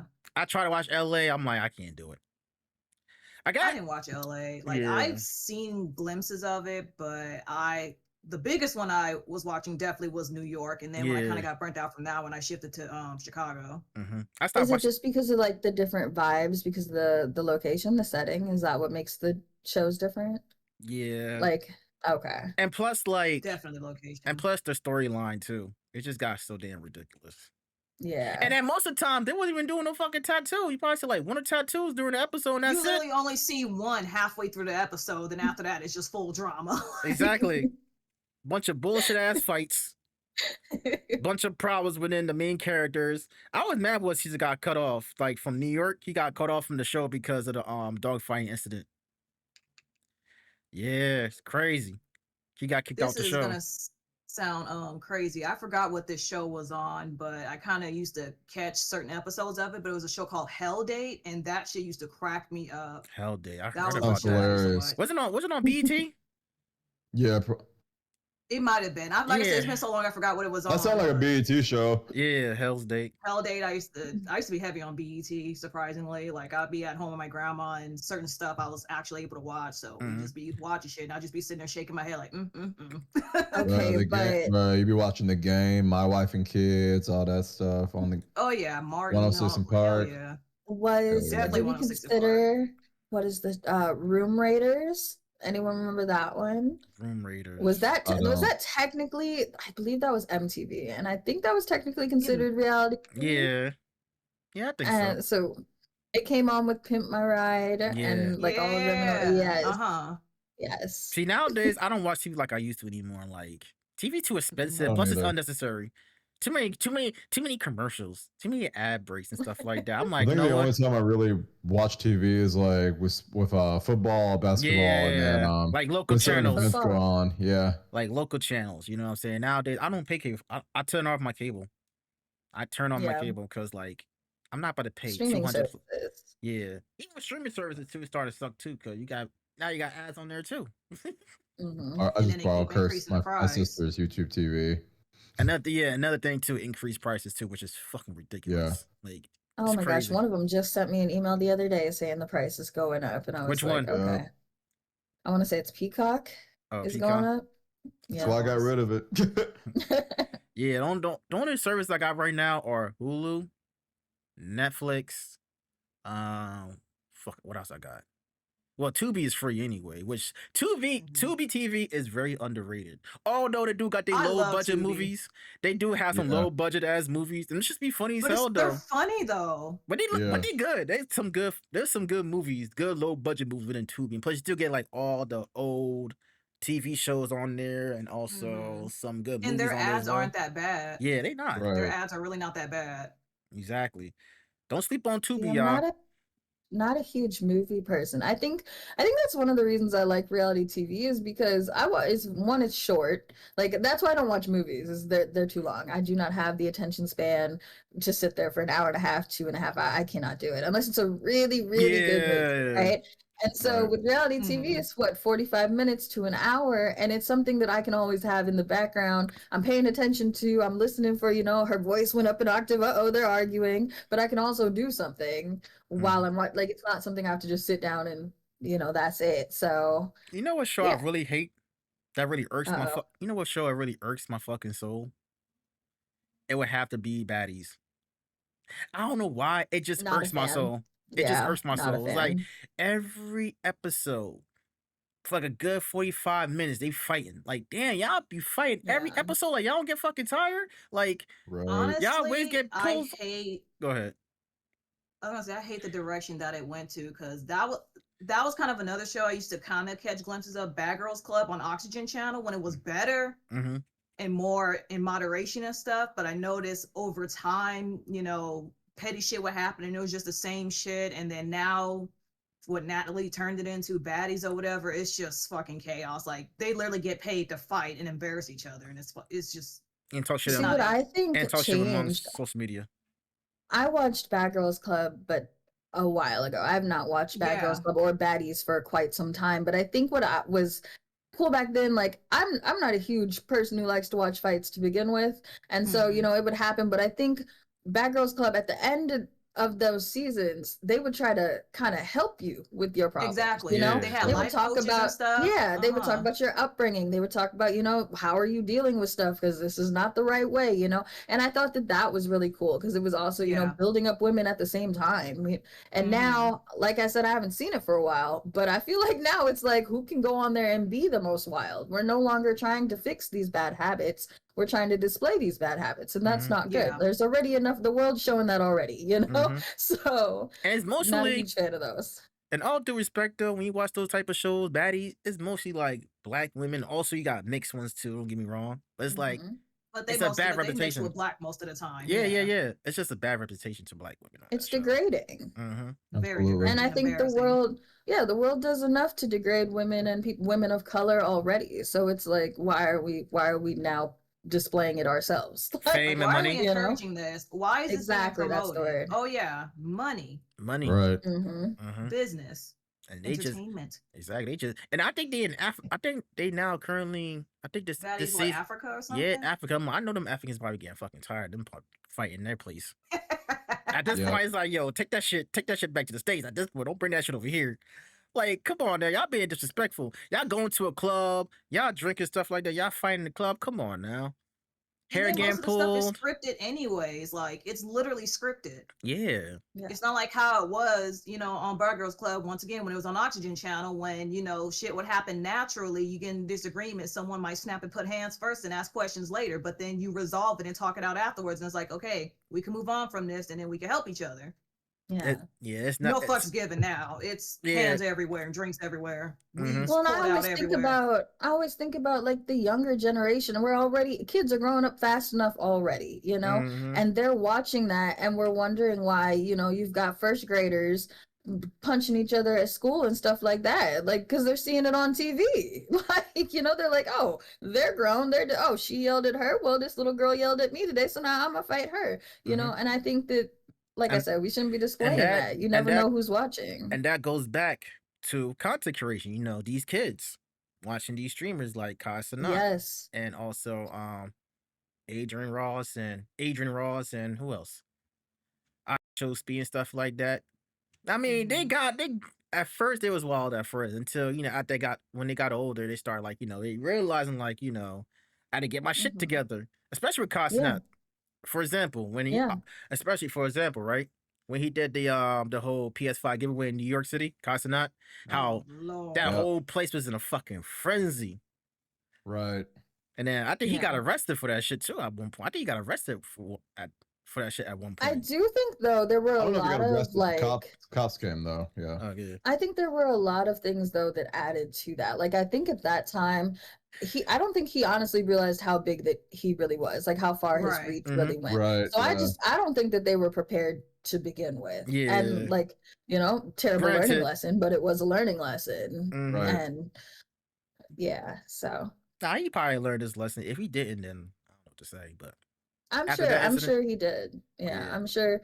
I mean, mistake he's still things young. things are gonna He's- happen. Yeah, he's he's young. very young. yeah, we all older I have than to him. remind myself every time I see a clip of Kai Cenat that's gone viral, and I'm not like, I'm not the target audience. And I have to Yeah. remind Right. myself of that. Like, I'll be like, how did this get 4 million views? I'll be, and I I'll mean, be most of sitting his- there like, what is even happening? Most of But his then I target have to, artists, most of his target artists probably like teenagers and kids. That's about it. Mhm. Maybe Yeah, like yeah. a few little young adults, like our And that's target, okay. like us, That's, like that. he's Mhm. killing it with that crowd, and that's what's supposed to happen, and he's doing it. Mm-hmm. He giving back, even Yeah. with the whole streaming university thing too. He gave back to to certain small to certain small streamers. You know what I'm saying? And I still have mixed feelings with that whole streaming university thing when it comes to like the whole clip farming and stuff like that. Like they were just clip I farming think the whole entire personally, time. I think that again, I think there was a huge miscommunication on what that was literally supposed to be. I think Mhm. that it was advertised as anybody apply, we're ready, but also on his part, like that's a huge liability. There's no way that he Mhm. could have just put everyone's name in a hat and draw 25. Like there's you don't know who you're Right. getting. So Mhm. at some point in time, you got to think they had to do some vetting. They had to, He and ranked they have to be pre-selected. specific. Yeah. Yeah. And so I think also the way that it was announced at the beginning made it seem like it was going to be, classes and learning, which there was some of that as well. But yes, a lot of it was clip farming, but also that is the huge IRL community. That is Yeah. what that is. So you can't be mad at it I wasn't- because that's, but Yeah. also, yeah, I think it was just a major kind of miscommunication, but it was his first time doing it, So once again, We think he would learning do it lesson. again. I'm sure the next time. Oh, I'm sure he's gonna do another thing because it's a very big collaborative event. Honestly, if I was him, yeah, I'd do it again. But now he's gonna know how to tweak things or how to, and it's gonna be Mhm. different, Mhm. and it's it's probably gonna flow a little better. But content wise, it's gonna be the same thing, and that's okay because it works. Right. Even if it's not like a streamer university thing or streamer university 2.0, I think he might change it up, maybe a location or something, or make it like a different yeah. event. And he's gonna do something with that, I'm sure. But we know it's not gonna be exactly the same. Mhm. Yeah, He And did I- do the streamer prom. He did, he Yeah. does other stuff. So he's gonna find a different way to cultivate that vision. Yeah, Mhm. but I compared to can the first guarantee, time. like, I feel like the events, like a multi-day event of bringing people together to do collaborations, is a thing that he's got it on lock. He's going to keep doing stuff like that. It's just gonna, like you Yeah. said, have different names, different locations, different themes, and I yeah. don't I don't know if y'all heard that. I heard that Adrian Ross is gonna do like a streamer island base type of thing. Like how Kai's not did his streaming university. Adrian gonna do his own version called Streamer Island, Total Streamer Island, something like that. Oh yeah, because it's based Oh on Total yeah. Drama Island. Yeah, I Now don't I know how want that's gonna go, but yeah. if I do watch it, I'll probably need liquor. I'll say I don't know how that's gonna go, but it depends on who's on there. Depending on who on there, I might be a little invested just to watch the drama Maybe, and yeah. all that I heard unfold. that But I heard that Drake might be on there. Cause you know Jesus. that's Adrian's boy right there. Adrian's boy right there. Drake. And who else? Andrew something. I forgot his fucking name. Andrew something. Oh, Andrew Schultz. No, not him. Andrew Oh. Tate. Andrew Tate, I believe. Oh, isn't know he in what I'm talking prison? No, he's not in prison. What I think he's I in think there's prison. another Tate in prison. Yeah. Oh, okay. Yeah. But I want to see how that shit plays out. I don't really watch him as much. I see in clips every now and then. Some of these streamers, man, they need to work on their issues, bro. I'm telling you right now. Most of it is just controversial. I understand it's entertainment at the end of the day, but it's like you putting yourself at harm's risk and people's I around think you. because I think that's because, you know, we're chasing the numbers. It's very easy to get wrapped up in that, and it's very like throughout my career, I will say there have been some questionable things that I have personally done in my content or on stream that I'm not 100% proud of, or things that I don't want to reflect my brand, because you get wrapped up in those numbers. Mhm. And so with the clips and with the controversial statements and stuff like that, I think that a lot of those bigger IRL streamers, they're just getting caught in that, and they're getting caught in, you know, the fame that it brings, and not looking at, you know, the damage that it can also do. So it's dangerous. It Very happens. It's dangerous. not Right. good, but I think that's what's happening. It's a spiral. Yeah, it is. I don't know. I want to be favored, but not to a point where it's like when it goes to that extent. Yeah. Like I want Yeah. people to know me, but not that many people know me like that. Right. I don't want that type of fame. I really don't. Yeah. Cause that shit sound like Well, it's and I stressful think as hell. it's totally stressful, but as a content creator, I think you also have to find, like you said, figure out what you want to do and how you want to be perceived online. Stick to that, but also have a way to bring yourself back to that. Like, Mhm. I don't know how personal we want to get on this podcast right now, but as a female in the gaming industry and tech industry, unfortunately, due to the world, your appearance is very, very high on the scale of what brings people to your channel. Yep. And that is not something I want to make a number one to capitalize off of, you know. But I will say it's hard. I have a friend who is a streamer who is doing amazing. Numbers are great. And you know, you don't want to shame anybody's hustle ever, you know, get it how you want to. But if it's something that makes you uncomfortable to get those numbers, to get those views, that's where, you know, it starts to be a thing where you gotta cut it, you know, or like Adjust it. figure out how. So Yeah. I caught myself kind of copying, you know, what she was doing, and it was making me personally not feel the greatest about myself, which was affecting my content, which was affecting, you know, my own confidence and stuff like that. And so I kind of had to reel it in, bring it back, and realize, you know, what I wanted to do, how I wanted to get there, and how I want to be perceived online. So I think that that's a big thing to that was a ring around. I don't know if that made There's a total word. sense, but I was thinking about a word, but I forgot about it. I don't know word. I don't know how the word is, like, you know, sex sells, but not really like sex sells, but I understand, like, you gotta look good on camera. As a woman, you gotta look good for the camera. You know, you gotta do whatever you can. Even if it makes you uncomfortable. Hey, if it gets you the Yeah. numbers though. I'm not trying to knock nobody, think- like, I don't want No, to I knock get nobody what hustle you're off. Go ahead. Yeah, I get what you're saying. I think that's kind of a huge misconception that a lot of people expect women in gaming and tech to be doing, kind of be, you know, revealing and risky, exactly. you know, promiscuous. They kind of come expecting a lot of the sexual stuff, but it's like that kind of takes from women who don't do that, because obviously that's going to get more attention, but you got your real ones out there that are like, I don't want to see this shit and I'm tired of it. Well, it's Let's That's that, go true. here. and I think that it then works its way into your mind where all of a sudden you start to think, like, is it the content? Is that why you're here, for my content, for my That Valorant part. skills, for the Mhm. fun music? You know, like I said earlier, when I went to DreamHack, the people that approached me at DreamHack, I'll just let you know.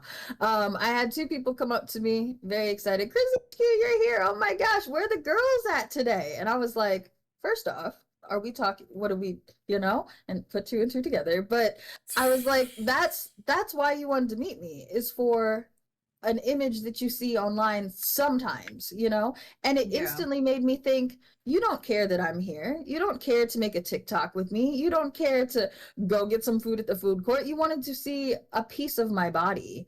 And Yeah. The it, fact it then that made me, you know, The think, fact that it's- go yeah, ahead, Cam. the fact that they said where are the girls? where the I was about girls to say at? that. That's the first thing that That- came to their fucking mind.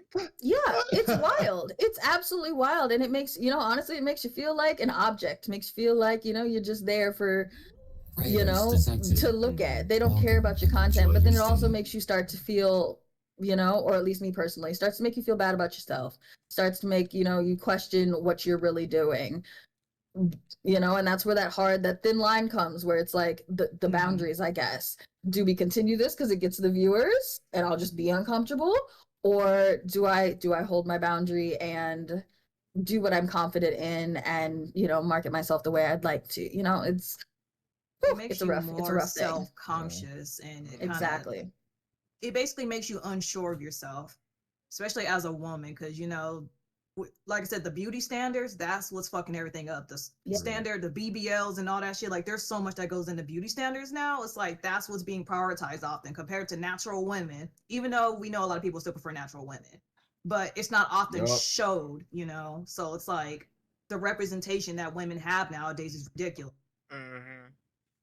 Well, and I Yeah. think That- that if you Where the- want to get all dressed up every day, go for it. If you want to put on a full face of makeup every day to stream, if that makes you feel good, go for it. But also, if you don't, there's nothing wrong with that either. I think that that's the thing, is that a lot of times you feel like you don't have the freedom to look the way you want to, because there is Mhm. that image of what a, you know, a streamer woman should look like, or an e-woman or e-girl or expectations. whatever, you Mhm. know? And I think that that's a stereotype we need to break. We can look out, if I want to be here in footy pajamas, you know, I can, you know? Like, it's your stream, yeah. Exactly. When Yeah. it comes to women Bruh. streamer, when it comes to women streamers though, when I watch for their entertainment, their gameplay. Yeah.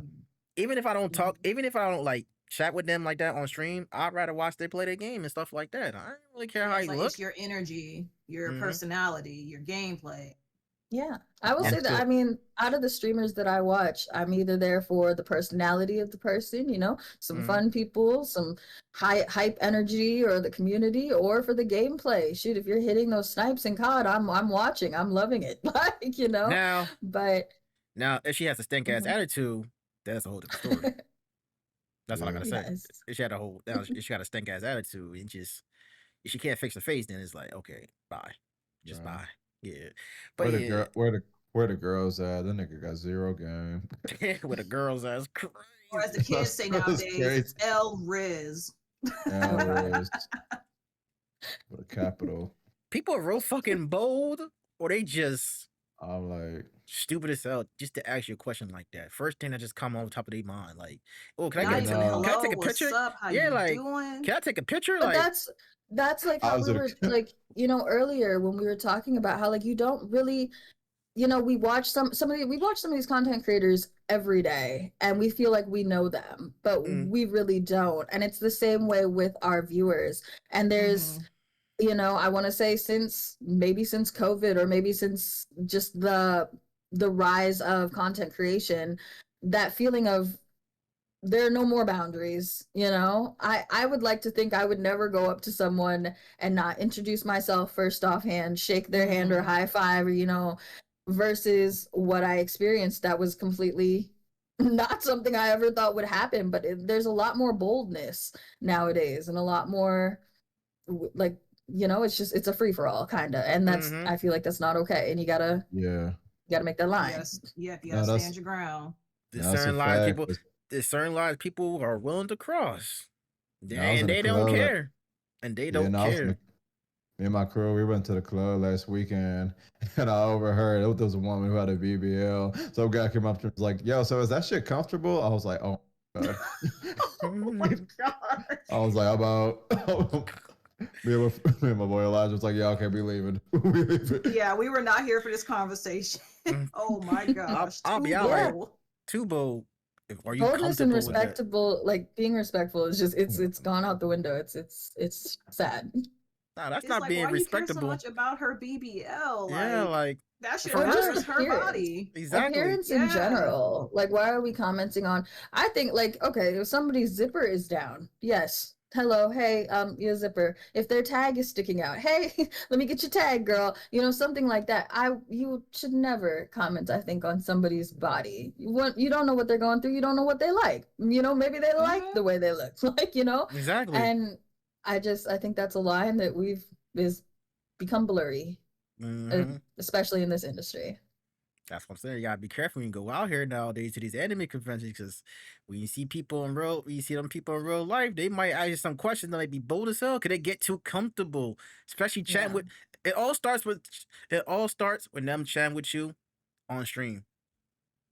Yeah. Yeah. Then they get that. They get Yeah. that. They get that confidence.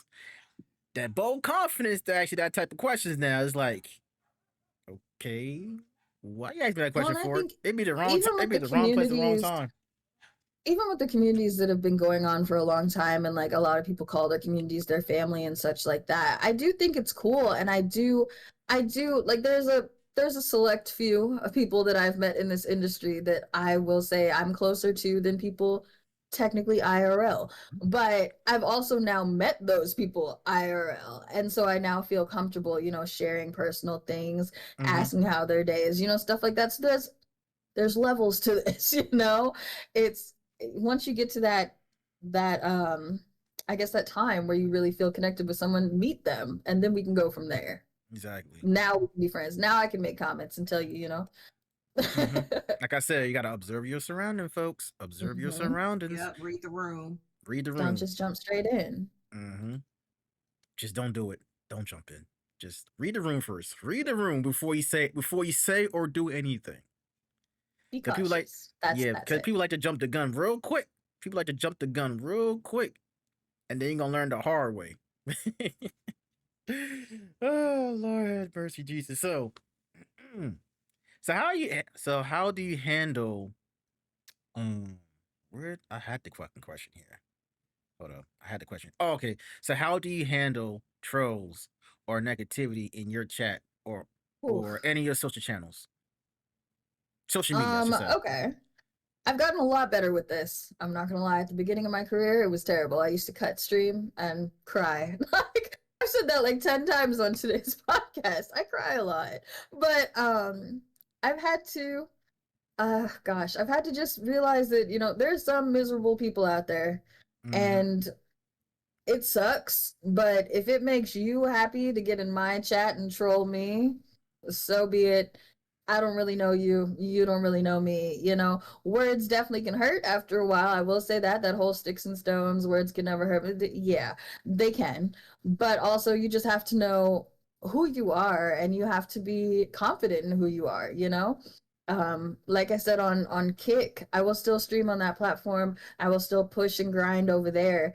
But there are a lot of trolls and things over there, and it sometimes gets overwhelming. So things I will do is cover up my chat, or I have mods, my god mods. They are on deck, and they will ban some people. And I'm actually in the middle of working on some kind of funny ban pop-up videos that will be happening when people get banned, and that will bring a smile to my face, and so that will, you know, make things good um afterwards. So I mean, as long as I can recover after, you know, the attack or the trolls, I'm good to go after that. So that's how I handle that, is to, you know, remember who I am and keep that in my head. We got I'd be this. making people leave. Like the last time, like I noticed, so I just officially started streaming on TikTok like about a month ago, and I've been on Mario Kart. Oh, So, you know, you got the W sweats that game. come Fuck in. the haters. Facts. So I noticed over time, started to kind of get a little bit better on there. Growth is growing a little bit in increments, and notice Oh, people we love come in. that. They're like, "Oh, you did this, LOL," and I just don't even acknowledge you. In my head, I'm like, you came in my chat just to say that. Like, grow the Yeah. fuck up. Like, I don't give a shit about what you say. I really don't. I'm enjoying my game. Fuck you. Well, that's the thing. I'm gonna keep playing. I'm gonna keep talking. I'm probably gonna sing along to a song, you know. You sit over there and be mad in the chat, and I'm Hmm. gonna keep it going, you know. But what I And started, oh, sorry. no, go ahead. I was gonna say what I started doing is like some people like they'll try to come in and show you how to do something or it's not what they're saying, it's how they say it. So you Mhm. could tell when someone's being a dick about something like, oh, you should have took this shortcut. And it's like, look, if you're gonna come in here, like I would just address it like this. Like, look, I'm not a slut, I'm a casual player. If you're looking for sweaty gameplay, this ain't the stream for you. Leave. Yeah, Right. yeah. Mhm. I In see other a lot words, of that. that's my nice way of telling you to get the fuck out. I see a lot of Because that the real me negativity wants shit. to go off. 'Cause I know me and Lex know this. Well, me, Lex Cam knows this person. He streams a lot of Mario Kart World on his TikTok. Yeah. You know who I'm talking about, Lex. You probably know who I'm talking about. Yep. Yeah. And I'll be watching his TikTok streams. The trolls on there, boy. Ooh, Oh, child. they be I'm telling ya. nasty. They are Very, disgusting. Yeah. very, Vile. very. About I little also shit have to too. remind myself though, like a lot of the troll messages we get and stuff like that is not stuff we haven't heard before. So Exactly. I have Right. to, you know, I plus size girl, fat, get it. Lizzo, yes, she's fabulous too. Like, you know, so I just have to you have to take some of those and just be like, and on to the next. You Hmm. know, it's you got to brush it off.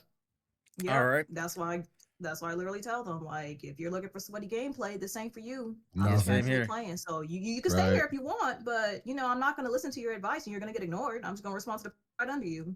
Hmm. And like I said, everything is content. Sometimes I can turn that Yep. into a fabulous TikTok. Exactly. Mm-hmm. I be thinking about it, but I'm like, I already post a lot of content and have a tight schedule, so I'm like, Oh, there's Yeah. no such thing as too much. That drop an extra few. Like always make Have it. backup plans. Have backup Mm. plans. Definitely have backup plans. But so has gaming helped you build friendships or community in unexpected ways? Well, okay, so I told you how I began because of my surgery and because I wasn't, able to leave the house and go back to bartending and things like that. And so throughout that time, because of my jobs, I was very social. I loved people, communicating, all that, being out in the world. And because of my surgery and the recovery time, and also with it being COVID, I got this weird, like almost public anxiety that to this day, I mean, I will say I'm still some days struggling with. It was a whole new thing in my world, but I got that. And so through streaming, it was a way to be social and still connect with the communities and just different people all over, but also feel safe and comfortable and feel comfortable with my own like condition. I wasn't out feeling uncomfortable in a public setting with communication, but also physically I was able to be comfortable at home, and there was some distance, computer screen. So yeah, I will say socially streaming has definitely helped me get back into the flow of communicating with others, and also just meeting people around the world. I think that's so cool. I always say the Chrissy community, Chrissy crew is international because we've got people in other countries and things like that. And I think that's really fun, just getting to know people all over that you wouldn't have the opportunity to get to know from, an office job or something. All right. Yeah. I got a two-part question for you. Oh no. As a streamer, what is your pet peeve? And as a viewer, what is your pet peeve?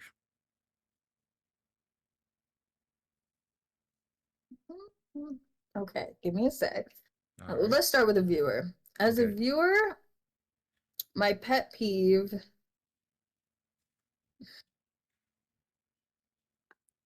I think that sometimes there's a lot of favoritism in this industry.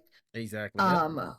And that Heavily. is, sometimes that is hard to, if somebody random walked up to me on the street and said hello, I would say hello. But then also if Channing Tatum walked up to me and said hello, I would probably freak out. So it is a hard thing to balance. But I think one of the hard things is when I'm in someone's stream, I say hi, then, oh, hey, Chrissy, how you doing? And then somebody hops in and says hello, and it's like a top sub gifter or something. And all of a sudden, none of the other text matters besides that. That is frustrating. But You do get a lot of that you too. also, That you yeah, just it's frustrating. But people always say there's no favoritism, but I There is. highly disagree on that. There is a lot of Yeah. favoritism when it comes to like we especially in people's discourse communities. You can see where the favoritism comes from. I'm not well, and gonna I say think which though community, but it happens. it is also hard though because as also somebody on the opposite side, as also a streamer, I mean you're playing the game, you're trying to communicate with chat, you're also trying to no flyaways, nothing in my teeth, you're making sure all your tech is going, I mean you're in 25 different places, so sometimes it's not intentional, and so Mhm. that does happen. You can be understanding that, hey, they missed that message, or maybe we're just not clicking today, and that's fine. But sometimes when you can just I You feel can like tell. sometimes you can tell. Yeah, You can tell that like my messages don't matter. you Like, can just and you don't really feel just welcome. I like to feel welcome. That's what it is. mhm. Yeah. Okay. You can just sit there and just watch and just all right, okay, they playing the game, cool, whatever. I Yeah. can wait Right. Yeah. until they see that message of that streamer. They go out the way to say hello Yes. to them, go through the extra mile. I'm Sound like, alerts, lights are flashing. Right. yeah, like that be low key pissing me off. I'm like, I know you see my fucking message, but okay, you Especially got it. when you see them look dead at chat, you see them take their eyes off the game, and your message is the most recent message, and then that one person underneath gets all the love. Right. I'm out. Mm-hmm. Yeah. I ain't gonna lie though, I did that to somebody, but I hate this person. I hate this person. I really hate this person. So I looked at chat. I remember I was playing Final Fantasy 7 on Rebirth. What's it, Rebirth? Yeah, Final Fantasy 7 Reboot. I mean Rebirth. And Boats. Nah. and this person was chatting with me and stuff like, hey, hello, da da da. I looked at chat. I purposely ignored them. But for very good reasons too though. I'm not gonna go into the whole story. I just know Please don't. huh? Yeah. No, I'm I not said, gonna please don't. I'm not gonna go into the Yeah, whole full no. story, but I just hate this person. And he says something, I completely ignored this person for real. And then when I raised this person, when I rated my stream to the next person, he gonna complain to that person why I ignored him and Oh, stuff like that. God. I'm like, oh Lord, you sound like a whole girl. See, I think You as a sound like a viewer crybaby right though, now. at that instance, like sometimes that's a sign this is not the community for you. And yeah, it might suck, like, oh, I really wanted to be a part of this, but like also there are billions of people out there.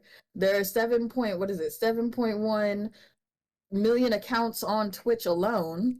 They Yeah. might not all be active, but on Twitch alone, find another community. Yeah. If your presence isn't wanted there, your presence isn't wanted there. It might sting for a sec, but find where you're at. Mm-hmm.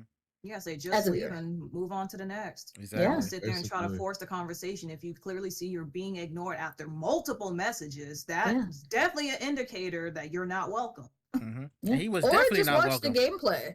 There's a Yeah. lot of people that I literally just pull up to watch the gameplay. Yeah, we're the same here. I think maybe that's another pet peeve is like, Yeah, sometimes there's you a don't want people to big talk. Yeah. yeah, there's a big topic right now about like lurkers and things like that, and how people aren't liking lurkers anymore. I'm not really.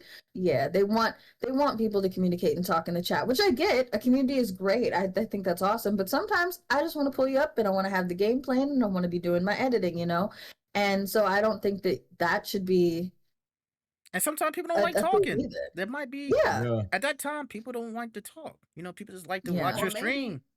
Or are they doing And- something? Go ahead, Lex. Or I've had Well, a your stream- shit day your at st- work Yeah, your and my stream could be social like a chill battery's vibe. down. Your stream can be like a chill vibe to like do other stuff too. That's what I try to do. Yeah, like Yeah, like Yeah. some people don't like talking. Just it is what it is. Right. Yeah. I'm like, you might get like a lurk command, like you lurking, all right, cool, thank you for the lurk. That's it. or even an emote. Yeah. You know what I'm saying? It just some people have bad days. Leave people alone. At least you know what? Appreciate those that come to your stream. Even if they have a bad day. calling out lurkers still adequate? Depending. No. Well, it depends. Like No, damn. wait, I wait, don't think call like Go What do I'll you ahead. mean say calling during out?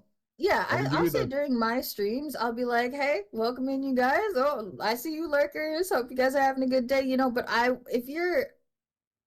think there's a line when it comes to like, I don't want to say harassing, that's intense, but like when you're expecting an action for of someone, you know, if you're Yeah. like, why are y'all not talking?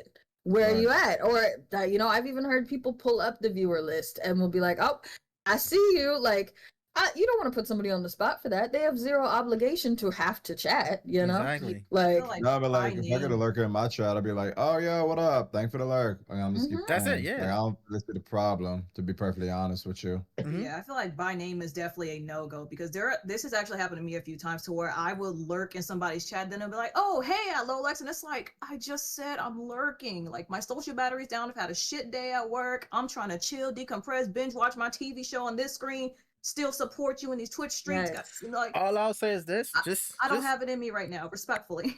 I would just say this. Well, thank you for the lurk, such and such, and go about my day and keep on playing the Yes. game. That's Yeah. it. Yeah, I If I that's all they you see need make to it you say, the lurk. known, I'll make it known like I see you lurking. I Mhm. appreciate the lurk, and go about your day.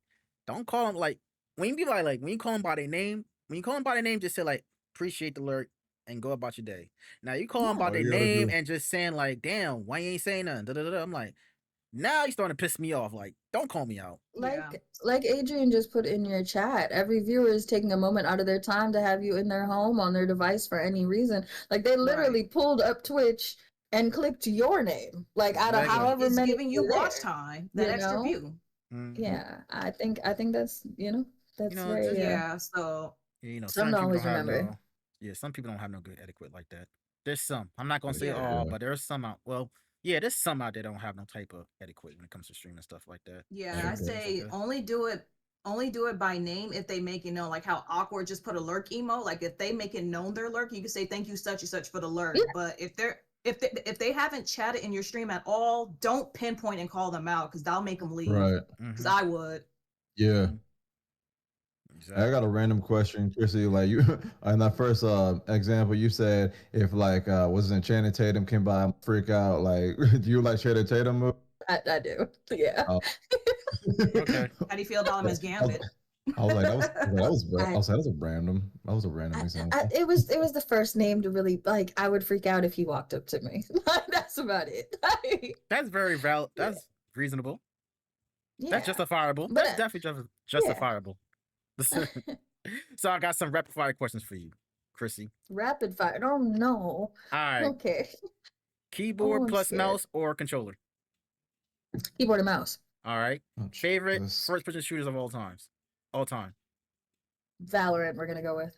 All right. Dream collab. A stream who's a streamer or creator? Patrick Cloud. Patrick Cloud. Okay. Oh, Not, nobody clipped that. not night owl or early riser? I don't know what either of those are. Like, are you a person You that like get to up in stay the up? morning or like Stay up Oh, like oh, yeah, okay. yeah, Yeah, yeah. I'm early or thinking stay video up game late. nighttime person, night owl. I'm Okay. sorry. yeah, night Like, is owl. this a All game? right. Hell yeah, the nightlife. All I'm right. so scared. One tech gadget you can't live without. A gadget? Samsung Watch, 100%. I Bet. cry if it's about to die actually, and I'm freaking out a little bit. Least The charger is out of reach. Like least favorite game mechanic. game mechanic. Yeah, least favorite. What you don't like. Like I hate puzzles in games. I don't want to do all that. Okay. Yeah. Is there a specific kind of puzzle or just puzzles overall? Puzzles in general. I played like a horror game in Insane Asylum because I know the developer for Mhm. that, and so he came out with the game. I played it, and it's more of like a puzzle horror game, and I play video games to release stress, not to build stress. How the hell you got a puzzle on You know what? how the hell That's you got a valid. puzzle on Insane Asylum? Exactly. Where's It like where the key? it was the scariest, most frustrating thing I've ever Try to done. play try to play Outlast. That game would No. stress you the fuck out. I cannot. Yeah. Alright, we'll go back to that later. So coffee, tea, or energy drink. Energy drink. One I word. took monster case of it down there. I'm One actually all three, which is word. crazy. One word. At Your different times. community. Your community. You would use to describe you. This is bad. I don't know. Energetic. Okay. We're gonna go with that one. If you could live in any game universe, which one would it be? Cyberpunk. Cyberpunk 2077. For Yeah. real? Yeah. Okay. Cameron, Okay. wait a minute. Wait. Okay. This is actually new to me. We're gonna play the Backstory to game this now. though. I loved that was one of the only solo games that I've really loved. Yeah, And it's the shit. it's because of the tech in the game and the Okay. post-apocalyptic. Mhm. Yeah, I love that aspect of it. And I can see yeah, yeah, when the tech comes from, I could definitely see that. the tech in the game I was can the understand coolest that, but like thing. you got niggas trying to kill you every time for some stupid shit. True. True. All right. Hey, life happens. All right. Last show you binged. Last show I binged. Mm-hmm. Oh gosh, it was a K-drama. Love featuring marriage and divorce. Yeah. That's the name of the show. Yeah. Oh, okay. So Oh, what's It's a okay. K-drama. all right? So what's harder, editing a video or setting up a new stream overlay? Oh. It's stream overlay. I Stream can overlay. edit. Yeah, I can do Adobe Premiere in my sleep, but when it comes to the streaming stuff, like I feel like they changed the software, or I don't know, my PC has a vendetta against me, and it's a struggle all the time. So favorite meme or TikTok trend right now? Ooh, favorite TikTok trend? Or meme? I don't know. I'm gonna skip that one. Yeah, I got you. I'll yeah. skip that one. Console or PC? PC, Kind of realized that. hands down. Yeah, keyboard Yeah. and mouse. So one game you will never uninstall. Valorant. Nope, that's a lie because we've gotten close before. Call of Duty. I'm a good guy. She backtracked quick. Yeah. So if Me you and were Valorant broke up a couple of weeks ago for a short time. Yeah, that's a fact. Mhm. If you weren't a content creator, what would you be doing? Oh. So really weird. I bartended for gosh, some years, and I really loved bartending. And so if I could still do it physically, I would go back to bartending any day. I loved being in the party, but like, you were there at the party, but making money, like Mhm. I loved that Yeah. environment. That was You- cool. Mhm, Met you so brought in many the cool party. people. Yeah. And I think with bartending just in general, like I bartended in a golf course. I've bartended in the sticks of Wisconsin and downtown Minneapolis, Minnesota. So, there's just different environments you could be in. So Nice. I loved that. Okay. All right, that's Yeah. all the rapid fire questions that I had. Oh, that was fun. It really was. So It was nerve-wracking, but yeah, it wasn't that nerve wracking now. Come on now. I'm just nervous. You doing so Uh-huh. good, Dwap. You I'm nervous now? trying. You did Yes. you did Do very you well. see this? My cheeks Listen, hurt. this was a disclaimer before the interview even happened. I seen that message in the Facts. Discord chat. I mean, look at you. Look at you. You doing so well throughout the whole podcast. Bro, Drake, you persevering, pushed you go answered live, questions. and I took a shot. Like I still No, can't that get was that out of my head. Like, No, she really did. Get the nerves out. yes, Yeah. there's actually another one still sitting here. Like, Go ahead, take the shot. Go ahead. Go ahead, take Take a that shot. shot. of. Listen, No, we it's a okay. freelance chill podcast. Do what Yeah. you gotta do, okay? You gotta take a This shot is of it. Take a Take a shot. shot. of. This has been cool. I have soju right now. You got what? Soju. Soju. Oh, okay. Mhm. Let me see. Let me see how the shot look. Oh, okay. Ah, some of that Japanese shit. Yeah. Korean. Oh, See, come even on, Adrian's saying doing fantastic. You doing good. Nah, for real. Well, thank you. All right. Oh, thank you. So, what trends do you see shaping the future of gaming content in the next few years? IRL. Well, okay, wait. Gaming content or Or like- streaming, like streaming industry. Streaming industry. Let's go with streaming industry. I'm going IRL. We're all seeing the increase of it. We're seeing the opportunities that it can lead to, and just how much you can do. I think IRL streaming was big and started with like I think it's called the mukbangs. Yeah. And now Oh, yeah. now, I mean, you can go traveling IRL streaming. There are people streaming IRL like family events, family reunion with the fam, things like that. And so I think the possibilities of IRL streaming has just exploded.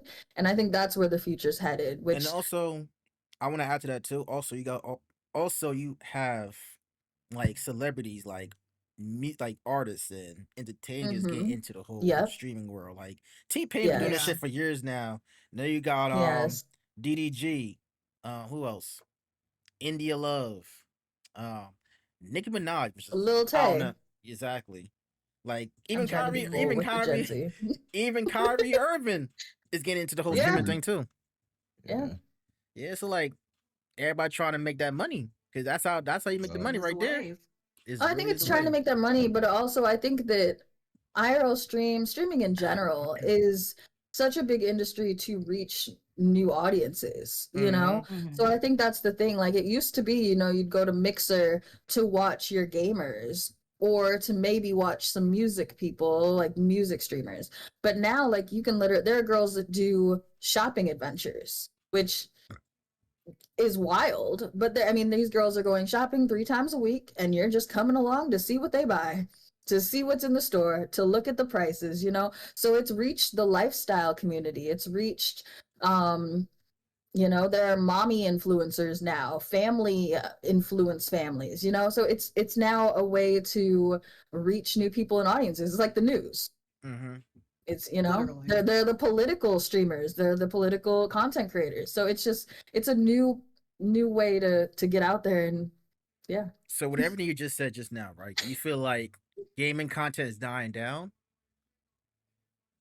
I think that gaming content, I don't think it's dying down. I think that the other industries are growing right now. So it's less of like, it was major gaming and everything else. And now everything else is like, wait a minute, we can do this too, And so they're catching up. And I don't think gaming is ever going to go anywhere.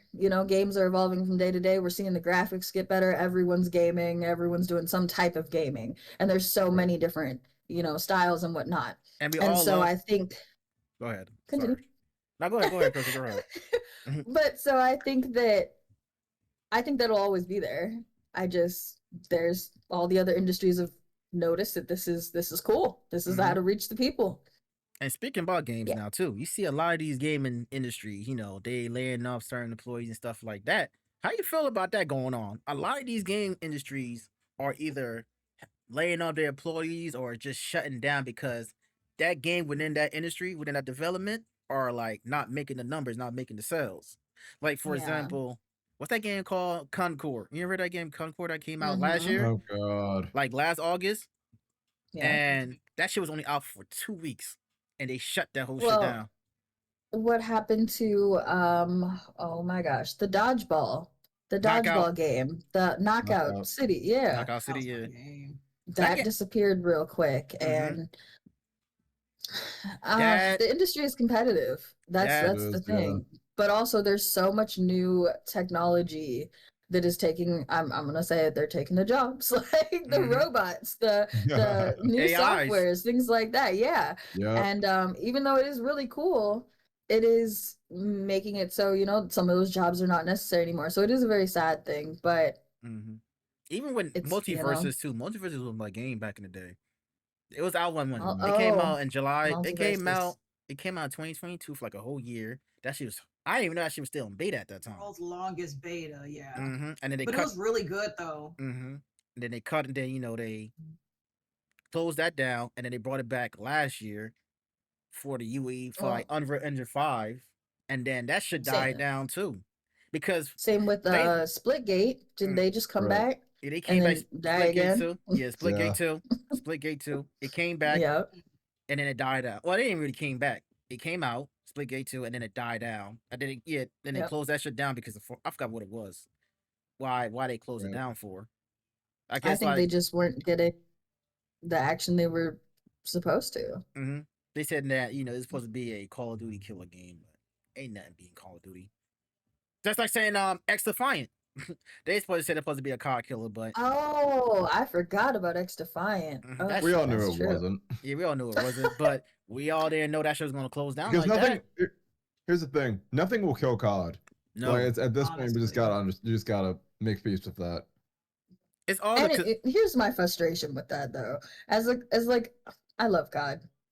I do. And I've bought every single COD besides Verdansk. And was it no Vanguard, my bad. And I think I mean I'm gonna keep you're part of the franchise. You're gonna keep buying it. You're gonna buy the next one. It's just gonna Mhm. happen because of the fan base. So I think that the new games that are coming out, they need to stop saying like it's going to take this down. Like we're Yeah. gonna, I think that's not that. Just leave that alone. Come up with, you're gonna be the next best or something, But saying that you're gonna take over, I think that needs to stop. y'all know that And game. COD's been around for a good while. A so long good time. luck. Y'all remember that game? Y'all know that game Enzoy? It was supposed to be like the realistic version of The Sims. Yeah. It was. Yep. They supposed to be a Sims killer too, but I'm like, nah. I mean, that's another thing. The Sims is such a established It's fan such a base. classic. Like Exactly. Yeah. And then The Sims 4 are still constantly coming out with DLCs and stuff like that. yeah. Will I ever buy them? Fuck no. Too many DLCs. On top of the mod you can have with it too. Exactly. Modding included too. Yeah, that shit ain't killing. Enzo is a good game. I played it. It's a very good game, but will it be like The Sims? Absolutely not. No. I think can always- comparing it to The Sims is kind of what killed it because we were all expecting that, and then when we got to it, we were like, "This is cool," but this is not Exactly. what we're used to. Mm-hmm. But yeah, As I like to say, you can always make a duplicate of something and make a similar idea, but you're never gonna beat the OG. exactly. Never. Or you can't make the cells. The cells won't be there. You know what I'm saying? These games, like, I feel like when it comes to like indie games this year, there's been a lot of indie games that's been way better than AAA games. Don't sleep on indie games because they make a lot. Indie games have been the wave. Mm-hmm. Cause they do that shit their own way. You know what I'm saying? And it could be out on multiple platforms. With AAA games, it's just like it's like this I is will why. say that's one of my downfalls. I don't keep up with games enough to. I need to get better at it. I need to know what's coming out and try different genres. But Mhm. I'm stuck. I'm stuck with what I See, know. that's the best thing. The best way to go is be a variety streamer. Yep. I'm a variety FPS streamer. Okay, fair enough. Mhm. See, That but that's counts. still a variety though. You're just you just stream a variety of a specific game genre. Yeah. That still Right. counts as variety is variety. You can be a variety person in so many different ways with all the different genres and stuff that they have. Mm-hmm. Yeah. That's why I say you could be like a variety fighting game. Like you play like a different Yeah. game, a different fighting game every now and then. A See, variety well, and I GP think- streamer. I definitely in my own personal case, I dabble in different games here and there, just not on stream because I think that Right. streaming is like, I like to know what I'm doing for Yeah. one. Yeah. There's enough working against us nowadays to not go right. And so I've tried to do solo games on stream and I've noticed for myself I get very nervous when I don't know something I'm a nervous person. So if I'm doing a solo game and it's on stream and somebody has played it before and they're in the chat like trying to help, it's probably coming from a great place and they're trying to be helpful, but I will get so nervous that now I'm not confident and then I see that in my content and then I no longer am enjoying the experience. So I'm sticking to what I know and I'm having fun with it and I like it. and yeah, but I'll dabble here and there off stream. Ain't nothing Yeah. wrong with that shit. Ain't nothing wrong with Definitely that. nothing wrong with that. So you're primarily FPS. So do you think you're gonna like have you tried Marvel Rivals or is that just not your thing? That's not really Okay, first person. so Yeah, here's that's my fair. thing Like, with you're Marvel just Rivals. It's a primarily hero first shooter, person. but it's still a shooter. Yeah. So before Marvel Rivals, I was introduced to Overwatch 2, Mhm. loved boy. Overwatch 2. Okay, loved is crazy, but liked Overwatch 2. Learned a couple of the characters, was doing great. And then Marvel Rivals came out and everyone ran to Marvel Rivals. So I got it as well. The thing with Marvel Rivals and me is I did not grow up a Marvel fan. I do not know any superheroes really of any, what are they, atmospheres, worlds. Yeah. And so everyone resonated with like the characters. They knew their origin, they knew kind of their abilities and things like that. And I went in blind. I didn't know a thing. Mhm. So I have not Yeah. fallen in love with Marvel Rivals like a lot of people have. And that's I just have no history with that, you know. Yeah, no, understandable. understandable. Yeah, because I when I first started, I knew like obviously the Avengers were like some of the X-Men, but No. like I didn't know anything about Jeff the Shark or Yeah. Me either. or like who Squirrel, else? like- Luna Snow. I didn't even know Penny Parker. Like I had no idea who. Yeah. Yeah, But You same know it's more here. like- names than I do. I play Well- Squirrel Girl. That's it. I didn't know who Squirrel Girl was either. I definitely didn't know who she was. Like, Yeah, I half knew a the- limited amount, like about half that roster I knew about. And then some of the characters that they haven't added yet are the ones I'm also familiar with. Blade, like there's so many other characters. I'm like, where they at? That Yeah. game, I could say right there with Marvel Rivals, that game, I feel like it could never die down because one, there's too many Marvel characters you can add into that shit. Every month and a half, they can add in new Marvel characters. Like, Mhm. there's They still added the more. entire Fantastic Four, Yes. and they haven't been playable in years. Exactly. Well, and I think the fan base is so like again, it's like COD. COD Mhm. is a huge fan base. They're gonna go on forever. Marvel Rivals has so many options and a huge fan base. They can go on forever. And I mean, that's what's keeping Fortnite alive. They're bringing in collaborations. Family Guy was just From there, you know. everybody.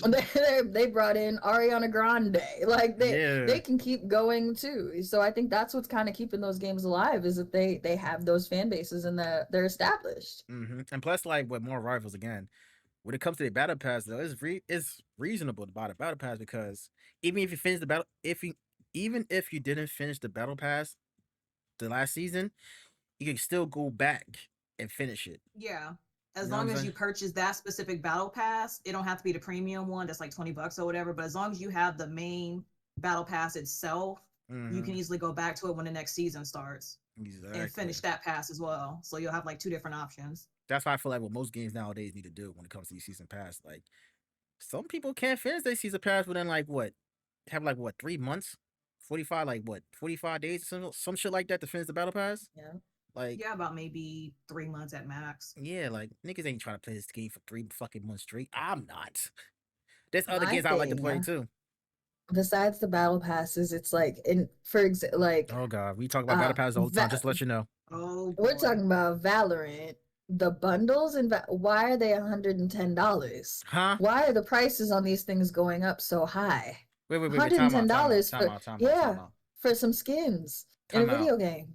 It's that not you like can't hold. there's not individual skins you got to pay for. You got to pay within You bundles. can buy them individually, but like technically it's cheaper to buy the whole bundle. But is it really? No. And are you just gonna want the pistol? You only use the pistol the first 2 rounds. That's no fun. You're only gonna see your skin twice in the whole game. You know, you're gonna want the whole bundle. So we're gonna choke out See? the $110 every Right. time. Like, See? you know? This is where But I think- hold on, Cam. This is where it really Yeah, pisses that's me fine. off right here. When it comes to buying these character skins, right? When you playing in first person, what's the fucking point if you Right. can't see it? Well, see, yeah, Valorant doesn't have the character skins, it's the guns. It's the Okay, guns, that's yeah. fair. And the Okay, that's animations fair and The enough. stuff. guns would make sense. I'm talking Yeah. about like If Overwatch they 2, ever for get example. skins, RIP to my bank account. That's Now, here's the don't thing, ever right? give them that idea. But here's the thing, right? Overwatch 2, you spend an extra amount of money to buy these skins. You don't even fucking see it. The only time you You probably only see see is them when in you the picture die. screen. That Yeah. and when you die. See, Yeah. with Marvel Rivals, this is why I love Marvel Rivals. I don't mind buying the skins for that game because I can see the skins because you playing in third person. Right. I can see the fucking skins. I don't mind spending money on Definitely. it. Depending on how cheap I'm feeling that day. I don't mind paying it. But yeah, I That don't know, makes sense. man. Yeah, I mean, And that's why 2K got ruined. I'm seeing in the chat. It's 'cause Yes. the Niggas be Oh. dropping like $100,000 Right. on VCs on building their characters and building a shooting guard, a power forward, point guard, all that shit. Within like positions, of course. if you don't know nothing Like about they literally basketball. max their points out in whatever position they want, or all of them at that, and they just And then like, bypass everything. and then the crazy thing basically. about it, right? You can, especially if you buy the game for the first time, right? You spend like, I mean, I spent like a good, I think I spent like a good $120 at one point with one of the 2Ks. I end up getting like an overall 85 max when you first start playing NBA 2K on my career mode. You don't start off with like, you don't like, you buy all these VCs just to get to 85, and then that's when you gotta start grinding at that point. And then again, you use these VCs to buy accessories, tattoos, fucking hair, like just pointless shit. That's just why I stopped buying 2K, NBA 2K. Cause I ain't trying to waste no Yeah. money like that no more. And I don't play the game that long anyway. Just only on my career. That's it. That's the only time. That's the only way I play 2K is just my career, and it's fucking pointless. This shit is dumb now. I just can't do it no more, man. I just can't do it no more. Like Yeah, I I was. mean, I think. Oh, sorry. No, go ahead, Cam. I think the thing with the skins for Valorant, even though the pricing is ridiculous, Riot, I think they know their fan base because in League, every motherfucker buys a new Oh, skin for whatever I champion. just They bought might a even they might not bundle even have the in champion. League. Yeah. Yes.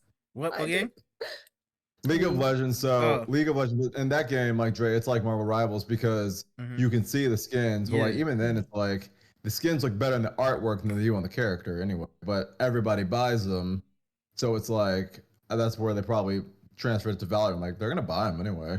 Yeah. Yeah. Yeah. That's how COD's getting people. You buy the game, and now we gotta buy the skins. I just Right. saw oh, it's They a got show I American don't Dad even now. watch.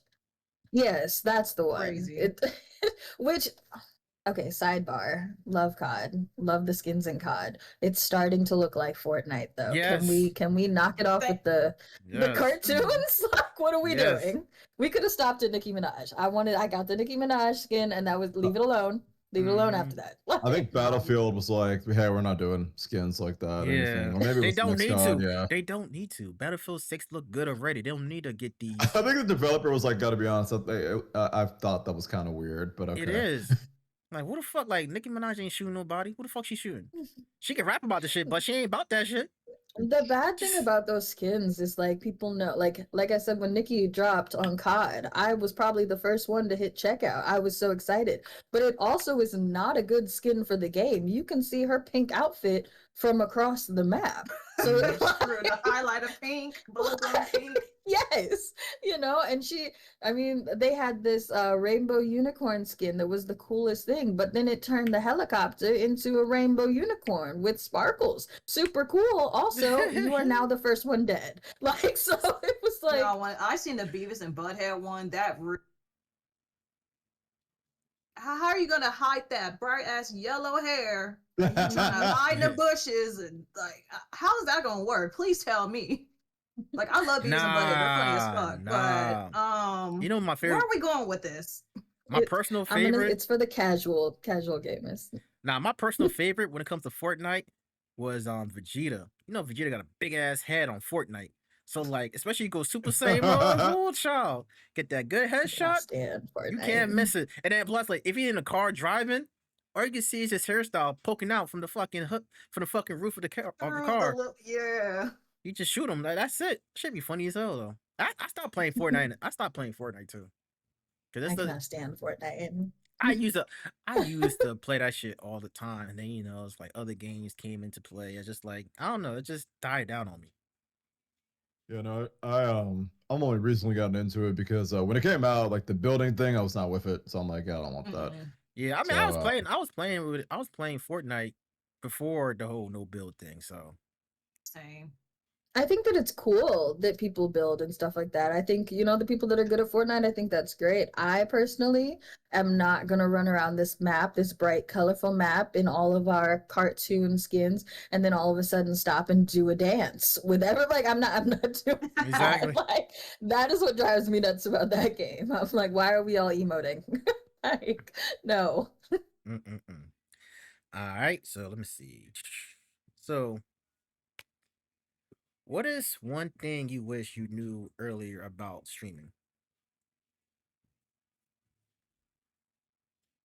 Okay, so like two things. One, I wish that I was more confident in myself at the beginning.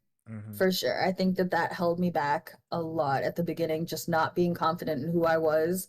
And like I said, trying to be something that I was not, or modeling myself after what I thought were successful streamers. And I mean, learning lesson. It definitely, definitely made me realize what I wanted to do and what I didn't. I wish I would have came to that conclusion a lot faster. Also, just getting started without needing all the fancy things. Don't get me wrong, I love my setup. I really do. I've put a lot of time and money into it, but also just doing it. Could have got to it a lot faster if I didn't, need a PC, I started on Xbox, got the PS5 shortly after, jumped to that, didn't love that because I was watching people that had like dual PC setups and things like that. And I felt like I wasn't as good, or I felt like I didn't have the same potential because I didn't have a whole setup. And that's just not true. That's just, there's so many tools out there that anyone can make it.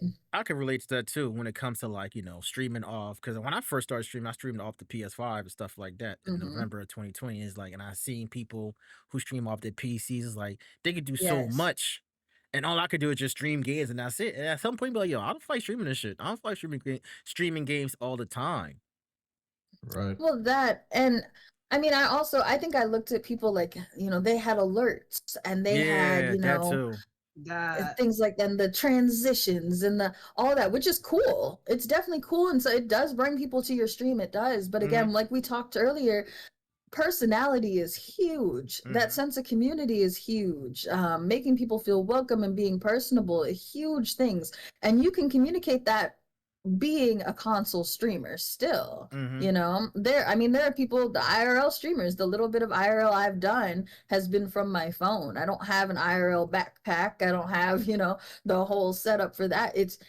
So I think, I definitely chasing the big streamers with the fancy tech holds you back a little bit sometimes. I always tell people to, no matter what type of camera you have, no matter what type of webcam you have, no matter what type of mic you have, or you can have all the fancy shit you want to make your stream look better. But if you don't have no type of personality, it's all for naught. Yeah, or the drive, or just if you're just not doing it, your content's not getting there, Yeah. You gotta work on your shit. You always gotta work on your craft. Also, watch your VODs after your stream. Cause I know some people don't do that shit, which is so hard sometimes. But yeah, it's very watch your important. VODs, because sometimes you might learn something from there. It's like, oh damn, my audio sounds this bad. Because sometimes people won't tell you in chat. They'll just let it rock. You just make yourself look crazy. I don't know how many times. You can find that on your clips. Yeah. Exactly. Yes. So one of the clips I was like in my Mario Kart, I'm like, why is my audio so low? It's like I can barely hear the damn music, so I turned it up. Or why is it echoing? I'm not gonna lie. Or double. I definitely catch an attitude, and I've had to reel it in. But like when you're live, an hour and 20 minutes has gone by, you're having a great time, you're in the middle of a game, you think that you're vibing, and then somebody hops in chat and says, "Why can't I hear you?" And you're like, "What? You can what?" And for the past hour and 10 minutes, nothing has been coming through. And it's most of the time it's a simple button, or it's a cord unplugged or something. But you're like, I've been in this mode for like an hour now, And yeah, so definitely rewatching your stuff, and just checklists at the beginning of my streams are huge. I think that's always important. That's why it's always important to have OBS on like another screen to make sure your lines of like your audio and your output are just going green. I keep looking right. When I'm gaming, I'm like, okay, everything's still good. All right, but that's why it's important to have two monitors. I don't know how people can do it. And also, because sometimes your computer does that stupid shit where like it will switch the input for no reason. Yeah. Especially in Discord. It happens to me in Discord. OBS sometimes. That's another thing that I've had to learn, and that I wish I probably at the beginning of my stream career would have learned earlier, is that like tech issues are going to happen, especially being in the tech space. I see tech fail, I hear about it, I'm writing articles on it, but when it happens to you, I'm one of those people. I will shut down, I will get an attitude, I will end the stream, we're done, something went wrong. And I think that it's important to realize that you know, all of us are streamers and content creators, so we know that that's going to happen, and patience goes a long way, and you just got to roll with it. You know, if the people want to be there to watch, they're going to be there to watch, and it shouldn't shut down your process, though. You know, it's just things happen. It's like a flat tire. It can happen. I'll be fixing stuff while I'm live. Like sometimes I'll get told, "Oh, this is low," and I'm like, "All right, well, hold on, y'all. We gonna fix this. Can y'all hear it? Like y'all are my test subjects. Tell me." Yeah. I will stop what I'm doing. Screw this damn game. We're fixing this audio today. Oh no, wait. Let me get these points. Then we'll fix it. Exactly. Exactly. So, all right, we almost at the end of our interview here. So, what advice would you give to someone looking to enter content creation or streaming today? Right now, today. Just do it. Just hop in and just do it. I'm literally like going through this actually as we speak right now, where I used to look up like the algorithm, or I used to look up what is the best time to post on TikTok on Tuesdays. And like I literally have a whole calendar still in my phone to this day of like best times to post and things like that. And it is so binding sometimes. So I say just do it. Just hit the go live button or record something and quick edit it, or just get yourself out there and at least feel it and see what you like. Don't try to be somebody else. Create who you are. That's what I'd tell somebody. Just get out there and do it. Yeah. I try so hard not to laugh when Awkward said not to trust Cam. I'm like, shit. Bro, Awkward playing. I try I so know hard not to Cam be laugh. looking, he be trying to play it off, but I'm just like, Listen, I mean, there's video evidence showing that he and a certain G League Gaming, a couple of hating ass niggas, but the hate shall not be rewarded, and I will prevail. I got to mention this real quick. Honorable mention. I remember me and Chrissy was playing this game called Zombie Army 4. No. She knows No. she know I'm going with this. It was me, Chrissy, and two other It was me, Chrissy, and two other people. Right, we was playing Zombie Army 4, and we play on a mission. And I told Chrissy stand by the fan, right? And I shot the switch. That shit pulled her in and killed her. So from my side of the story now, like I said, I only really played shooters. We talked about my experience with the Wii. When it came to anything that was a team game or strategic, I don't know what we're doing. Sure, I'll play. I'm just here. So we're running around. I think I'm doing good. I don't really know. And Dre's over here like, Chrissy, stand by the fan. I'm like, got it. I'm there. Okay. Some people are like, why is she over there? He's like, shh, get over there. I'm like, okay. I am happy this thing came down dead. I'm looking at the screen like, what did I do? Yep. I had to do it. I said, yo, I had to do it. I'm sorry. I think that's the last game we ever played together. That was the last time we played that game. That was the last time we played that game, but it wasn't the last time. I definitely never loaded that game back up. But it was definitely wasn't our last time playing the game ever. It's just that game right there, but that's about it. But other than that, we still play games from time to time. Oh man, that was a time though. I had to mention that real quick. I had to mention that. I know she's probably pissed, but I had to mention it. I ain't gonna lie, I'm watching the chat between Awkward and Cam right now. I'm trying to see what's going on there too. I'm like watching both. Cam and Awkward always have something going on, man. It's a love-hate relationship. It's all his fault too, but it's fine. Marvin played Mario Kart or Mario Party. It's all lives. Or Buckshot Roulette. It's the all lives matter except this. Oh, speaking about the Switch, I don't know if y'all heard that they trying to increase their prices when it comes to the original Switch, the OLED, and the Switch Lite. You know what that tells? You know what that says? Get a Switch 2. Exactly. Before that shit goes up. Before the holidays. It will. It's gonna be up. Especially for the holidays. Especially with Nintendo. After the holidays. Let me just say after the holidays. Not before. After. They're gonna have their sales and stuff. Their sales. Yeah, it's the tariffs. Or they call it marketing conditions. But it's all tariffs. I'm like, damn, y'all want me paid this much starting August 3rd. So like, you better get the Switch 2s. I just saw like 2 stocks of the Switch 2s at Walmart today. It was the Mario Kart bundle. You better Yeah, get the they're Switch finally 2s.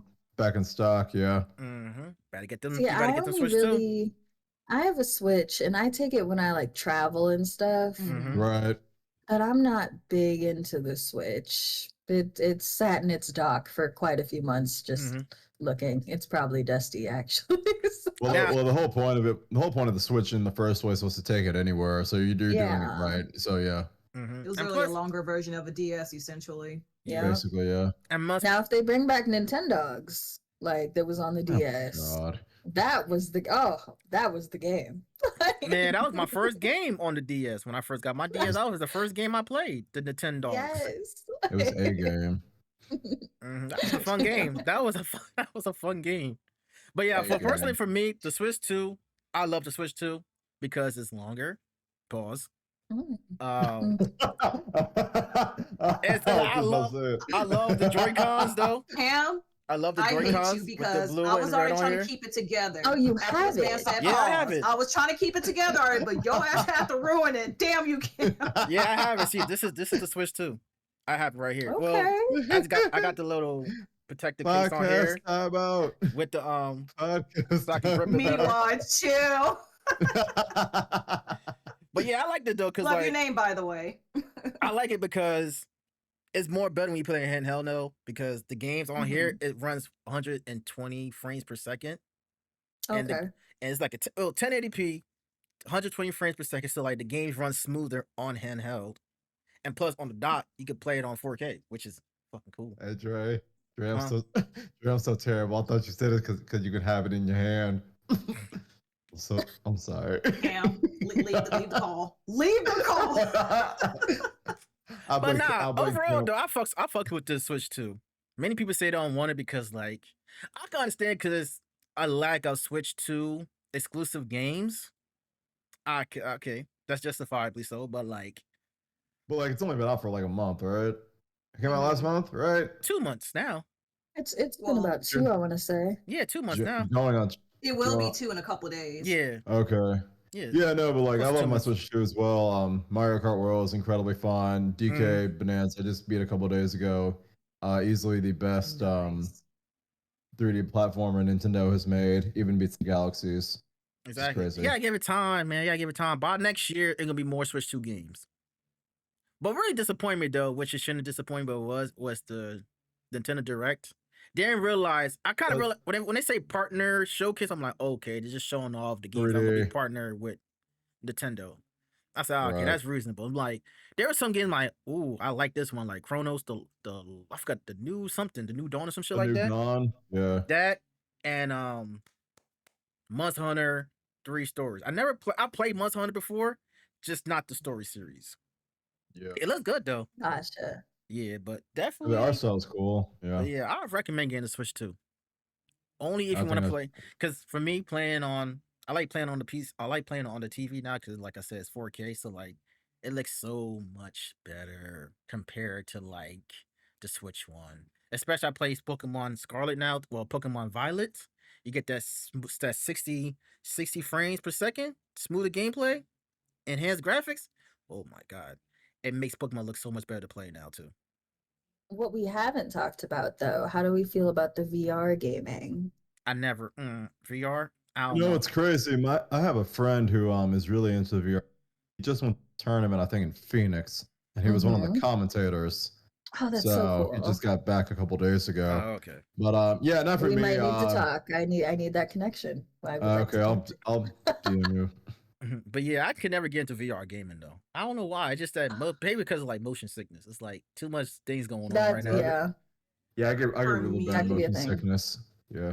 Mhm. It depends on the game. Like, definitely no horror games in VR, but if it's like a simple, cool game and I gotta do too much crazy movement, I can kind of be stationed and just do little tidbit action, I wouldn't mind it. But it's not Nah, I something might hit would, something. like, it's not something I would die hard play. Well, I have a lot of Yeah. space in the room. I had a one of my friends. He had a PSVR, and I tried playing Resident Evil not Village. It was what's 7? Biohazard. Yeah. I tried playing that VR. I said, Mhm. hell no. I'm for 10 minutes. I'm like, nope, nope, nope, I don't know. nope. Don't want I just never So considered playing on VR. I personally vouch really hard for like the MetaQuest but not necessarily for gaming, I will say. I use mine probably 3-4 times a week because of the just the apps you can do, right? So I go, there's meditation apps, there's therapy apps, things like that. Or I mean, I'll just be sitting in my room, but in my VR headset, I'm, in the Sahara or something, doing a wildlife exploration or whatever. And so I think that that's super cool, that's like now a big thing. And I actually it's been a learning process, but I've got my parents one too to help with like stress and decompress and just different things that they can do, or if they want What, to VR? sightsee one day. Yeah. Yeah, they've added a lot to VR. As I said, if it's like little tidbit action stuff I Mhm. can do that doesn't have to be gaming, stuff like that, I wouldn't mind. Yeah. I don't know. There's a lot of different applications now or workouts. Oh Mhm. my gosh, there's so many VR workouts you can do that I think are just really Count me in cool. for Zumba. Yeah, I don't think my See? mom. I Yeah. don't think I could get my mom a VR, bro. Oh, it's rough. But my mom now will call and say she's like she went to Italy on her VR thing. Like, Ooh. and she'll think that like, she's like, oh, we're traveling, but I'm at the house, and she thinks it's like the coolest thing ever. And then she has no clue how to turn it off or, whatever after that. But she does enjoy it. And yeah, so I think that I vouch really hard for that technology because it's just, yeah, Technology rules. Technology it rules. does. So, what's next for you, Chrissy? Any projects or goals you're excited about in the upcoming future?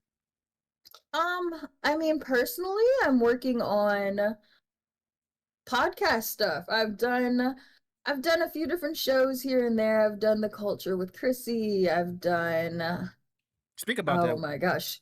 Yes. I know what I'm saying. So let's talk about it. Yeah, talk about what's your podcast about? Oh gosh. So I have two. I have the culture with Chrissy and I have crosshair conversations. I really like the C acronym. It's weird. But the culture with Chrissy is where I interview different professionals in the gaming industry, gaming and tech industry. So I've had like web developers, oh my gosh, partnered streamers, things like that. I've kind of taken a step back from that for the time being because I just have so many other things going, but it is always a project that is on the horizon, and I'm looking forward to getting it kicked back up and started. And then there's crosshair conversations where, I'm taking a quick shot at the latest and greatest in tech and gaming, and it's in my crosshair. So we talk about a specific subject. My next episode coming out hopefully next week is about the new advancements in beauty tech.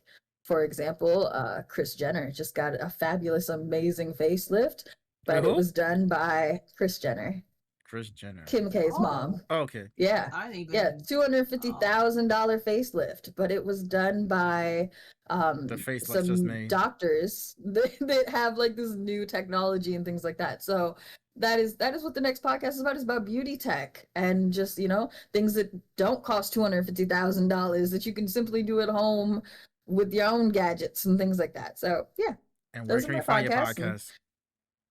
Spotify and YouTube, ChrissyHQ Digital. All right. Yeah. Definitely check that out, And y'all.